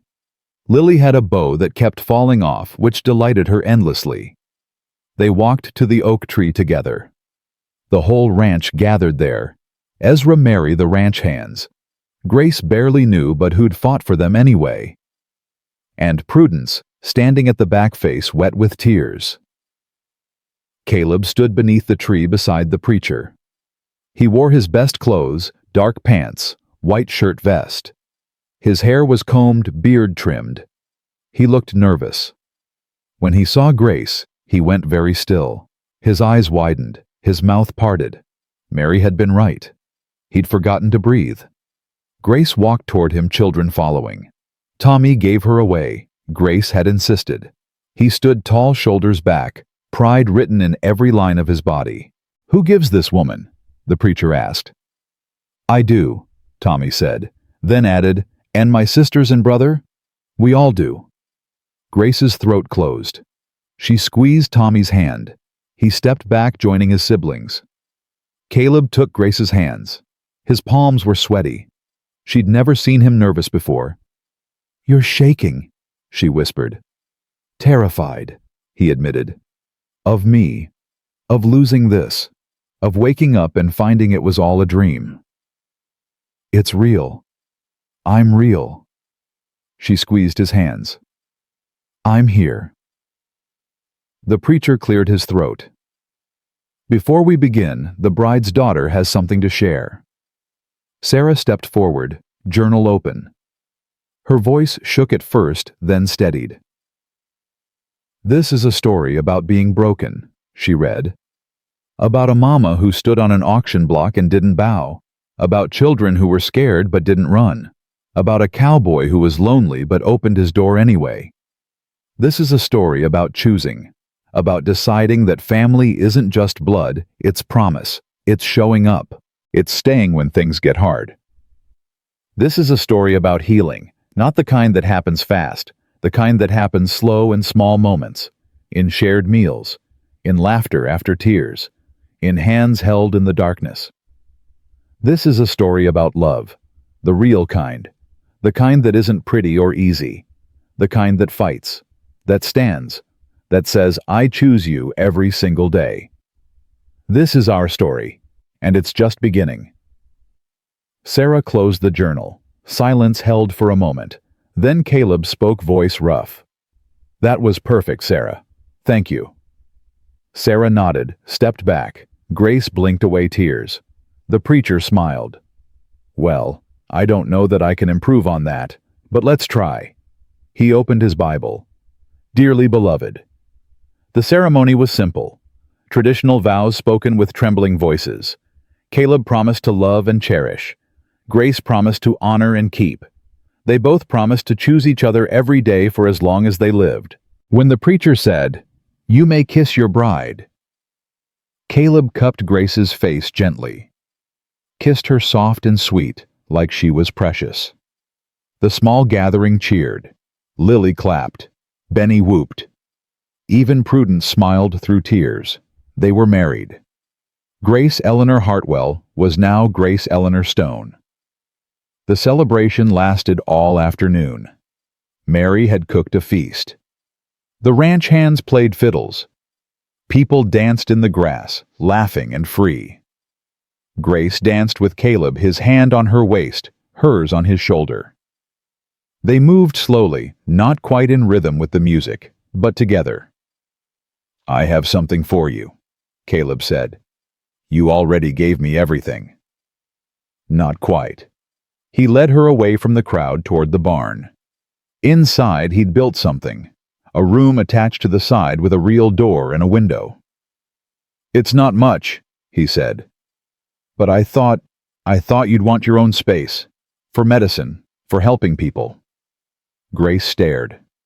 A table, shelves, jars already organized, a clean cot for patients.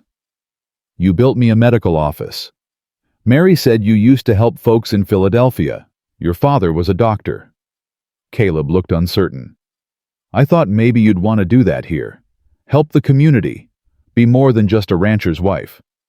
Grace couldn't speak, just threw her arms around him, held tight. "I take it you like it?" he asked. "I love it. I love you." "Good, because you're stuck with me now." They kissed again, longer this time, deeper, until someone coughed behind them. Tommy stood in the doorway, face red.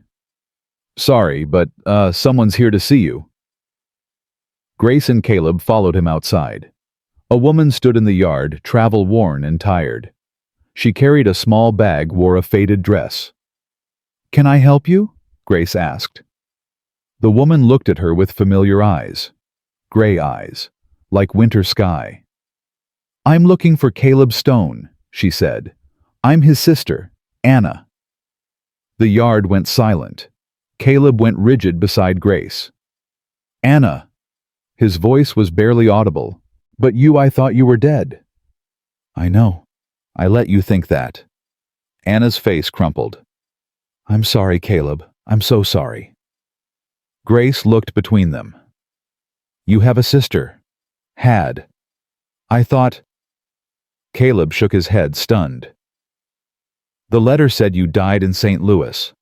Cholera outbreak 5 years ago." "That was a lie. I wrote it because—" Anna stopped, breathed deep. "Because I was ashamed. I'd made mistakes. Bad ones. Thought you'd be better off thinking I was gone than knowing the truth." "What truth?" Caleb's voice hardened. "What did you do?"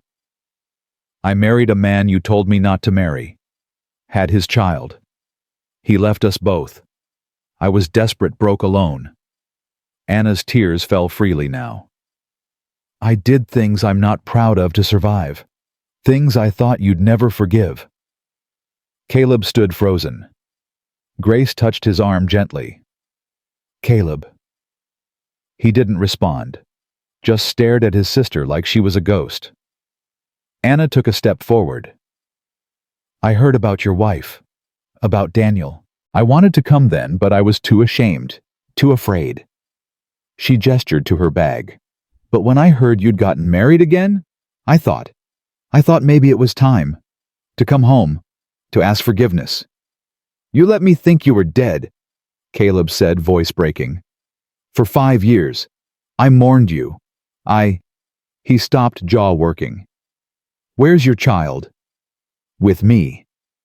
Anna turned, beckoned. A boy emerged from behind the wagon. Maybe 8 years old, thin and wary. This is Michael, your nephew. The boy stared at Caleb with wide eyes. Caleb stared back. Grace's heart ached watching them. A family broken by shame and silence standing in her yard on her wedding day. She made a choice. Anna, Grace said. You and Michael must be exhausted. Come inside. We'll get you fed, rested. Then we can talk. Anna's eyes widened. You'd let us stay. After your family.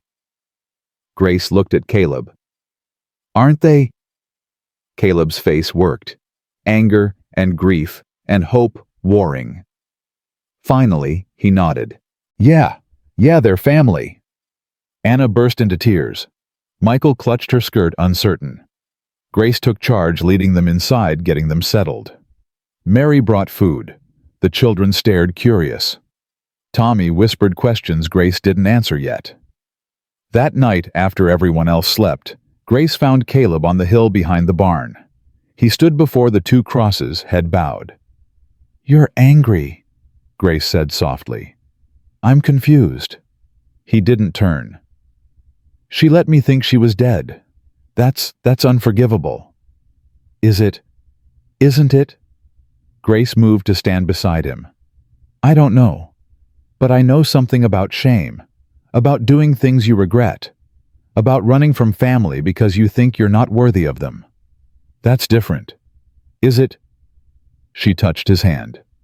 Caleb, you bought me at an auction because you were lonely. Anna lied because she was ashamed. Both of you were trying to survive pain. The methods were different, but the reason was the same. Caleb was quiet for a long time. Then, I don't know if I can forgive her. You don't have to decide tonight. But that boy Michael, he needs family. He needs an uncle who's strong and kind and knows what it's like to hurt. He needs a father. Maybe you could be that. Someday. Grace leaned against him. You're so good with my children. Why not one more? Because he's not yours. He's... Caleb stopped, laughed bitterly. He's blood, and blood should matter. But it doesn't feel like it matters as much as Tommy teaching me to laugh again. Or Sarah reading to me. Or Benny following me around like I'm some kind of hero. Blood doesn't make family, Grace said. Choice does. You taught me that. Caleb turned to her. When did you get so wise? When I married a man who showed me what strength really looks like. He kissed her then under the stars beside the graves of his first family, and Grace felt the past and present weaving together, broken threads becoming whole. The next morning, Caleb talked to Anna. Really talked. Grace gave them privacy, kept the children occupied. When they emerged hours later, both had red eyes. But Anna was smiling. And Caleb's shoulders were lighter. She's staying, Caleb told Grace. Her and Michael. There's room in the loft. She can help with the ranch with the children, earn her keep. She doesn't have to earn anything, Grace said. I know, but she wants to. Says she's done running. Caleb pulled Grace close. Thank you. For pushing me. For being kinder than I deserved. You deserve kindness. You just forget sometimes. Anna approached them, Michael hiding behind her. Grace, I don't know how to thank you. For giving me a chance. Thank me by being here, by being honest, by helping us build this family. Anna nodded. I can do that. Michael peeked out. Are there really horses? Benny appeared from nowhere. There's 2, named after generals, want to see. Michael looked at his mother. Anna nodded. The boys ran off together, Benny chattering a mile a minute. Grace watched them go. Your family's getting bigger. Our family, Caleb corrected. It's our family now. The weeks after the wedding settled into new rhythms. Anna proved herself hardworking, quiet, grateful. She helped Grace in the medical office, learning herbs and remedies. She cooked with Mary, mended with Sarah, even learned to shoot from Ezra. Michael and Benny became inseparable. Tommy took Michael under his wing, teaching him ranch work. Maggie adopted Anna as a second mother figure. Even Lily warmed to them, toddling after Michael with determined steps. Grace's medical office thrived. Word spread the new Mrs. Stone could set bones, treat fever, deliver babies. People came from miles around. Some paid in cash, most paid in goods. Chickens, flour, vegetables. Grace accepted it all. One afternoon, a knock came at the office door. Grace looked up from grinding herbs to see Prudence. "I need help," Prudence said.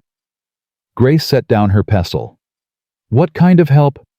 "The store's doing well. Too well. I can't manage it alone." Prudence twisted her hands. "I was hoping maybe Sarah could help after school. I'd pay her fair wages." Grace's first instinct was to refuse, but she saw the hope in Prudence's eyes. And she thought about Sarah, who loved books and numbers and organizing. "Ask her yourself," Grace said. "It's her choice."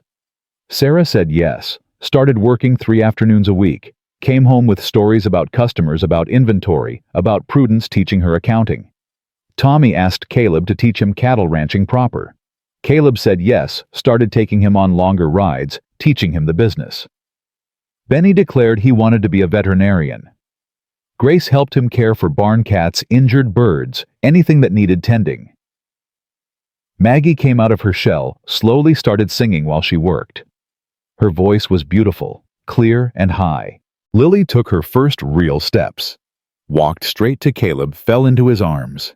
He caught her laughing, and Grace's heart swelled so big she thought it might burst. Winter came hard. Snow piled high. The wind howled like Mary had warned. But the cabin was warm.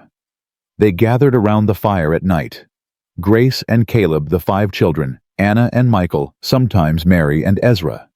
They told stories, played games.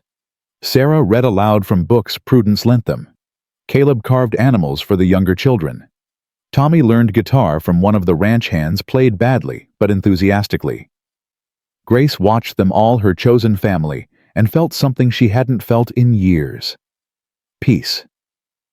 One night she and Caleb lay in their bed, the room they'd built onto the cabin, private and warm. Snow fell outside, muffling sound. "You're smiling," Caleb observed. "I'm happy." "Because of the snow. Because of everything." Grace turned to face him. "A year ago I was being sold at auction. 6 months ago I didn't know if we'd survive Mordecai. And now I'm lying here in our home with our family safe and warm, and I'm happy." "Our family," Caleb repeated, testing the words. "Still getting used to that." "Me too." Grace traced the scar on his face. "Do you ever regret it? Buying us that day?" "Never, not once." He caught her hand, kissed her palm. "You saved me, Grace. You and the children. I was dying here alone. You brought me back to life. We saved each other." "Yeah, we did." They fell asleep, tangled together, snow falling soft outside the future, uncertain but theirs. Spring returned. The snow melted. The creek swelled. Calves were born. The ranch thrived. Grace's medical practice expanded. She started training Anna, teaching her everything her father had taught her. Anna learned fast, had a gentle touch with patience. One morning a wagon arrived. Rebecca Thornton stepped down smiling. "Mrs. Stone," she greeted, "I have news. Good news, I hope." The territorial legislature is considering a bill giving women property rights, allowing them to own businesses, to divorce without cause, to keep custody of their children. Rebecca's eyes shone. "It's because of women like you, women who stood up, who demanded better." Grace's throat tightened. "I didn't do anything special. You survived. You thrived. You showed everyone that women aren't property." Rebecca took her hand. You're a hero to a lot of people, Grace, whether you know it or not. After Rebecca left, Grace stood in the yard looking at her life. The cabin expanded now, the barn full of animals, the fields green with crops, the children playing in the grass. Caleb emerged from the barn, saw her standing there. "What are you thinking?"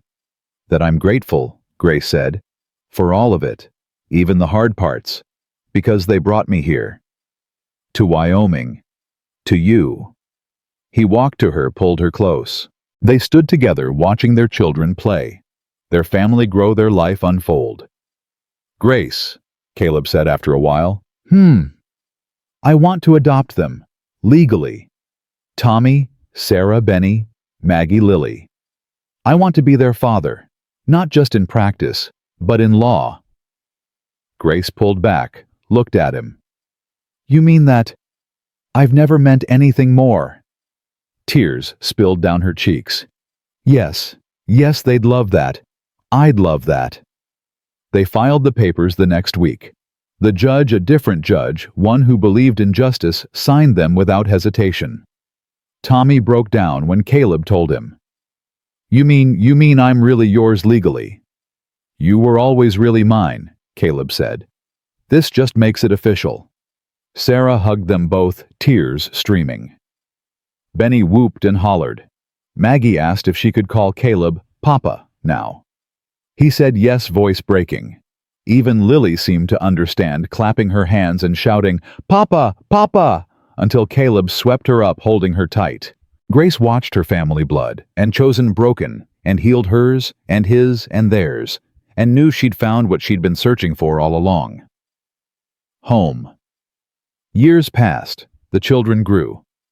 Tommy became a rancher, took over more of the operation. Sarah opened a bookstore in town, partnered with Prudence. Benny went to veterinary school in Denver, came back to serve the territory. Maggie became a teacher. Lily, the youngest, grew up fearless and fierce, determined to be the first female rancher in Wyoming. Michael became Caleb's apprentice, learned everything about cattle and land and leadership.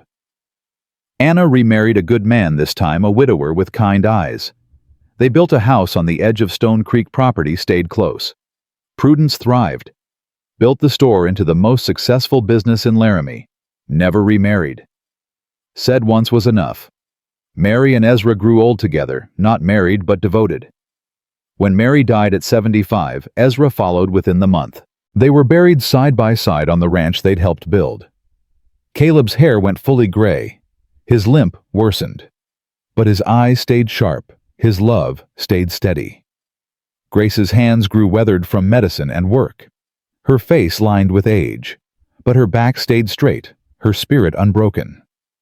On their 20th anniversary, they climbed the hill behind the barn. The oak tree was bigger now, roots deep and strong. The two crosses still stood weathered but tended. "I talk to them sometimes," Caleb admitted. "Catherine and Daniel. Tell them about you, about the children, about the life we've built." "What do you think they'd say?" "I think Catherine would like you. Would be grateful someone loved me when she couldn't anymore." Caleb's voice was soft. "And Daniel, I think he'd be proud of his brothers and sisters, even if they're not his by blood." Grace leaned against him. "I talk to James sometimes too. Tell him the children are safe, that we made it. We did make it, didn't we?" "We did." Grace looked at the ranch spread below them, at the cabin huge now with additions, at the barns and fences and fields, at the tiny figures of their grandchildren playing in the yard. "We made it, and we built something that'll last." "Something worth remembering," Caleb agreed. They stood together as the sun set, painting the sky gold and pink and purple. Two people who'd been broken, who'd found each other at the worst moment, who'd chosen each other every day since. Grace thought about that day at the auction. Standing on the platform, terrified and humiliated, thinking her life was over. She'd been wrong. Her life hadn't ended that day. It had begun. And what a life it had been. Full of struggle and triumph, heartbreak and joy, failure and success. Full of love, the real kind, the hard kind, the kind that showed up every single day. Grace took Caleb's hand. He squeezed back. And she knew bone deep and certain that if she had to do it all again, the auction, the fear, the fighting, all of it, she would. Because it had led her here, to this man, to this family, to this life. And that was worth everything.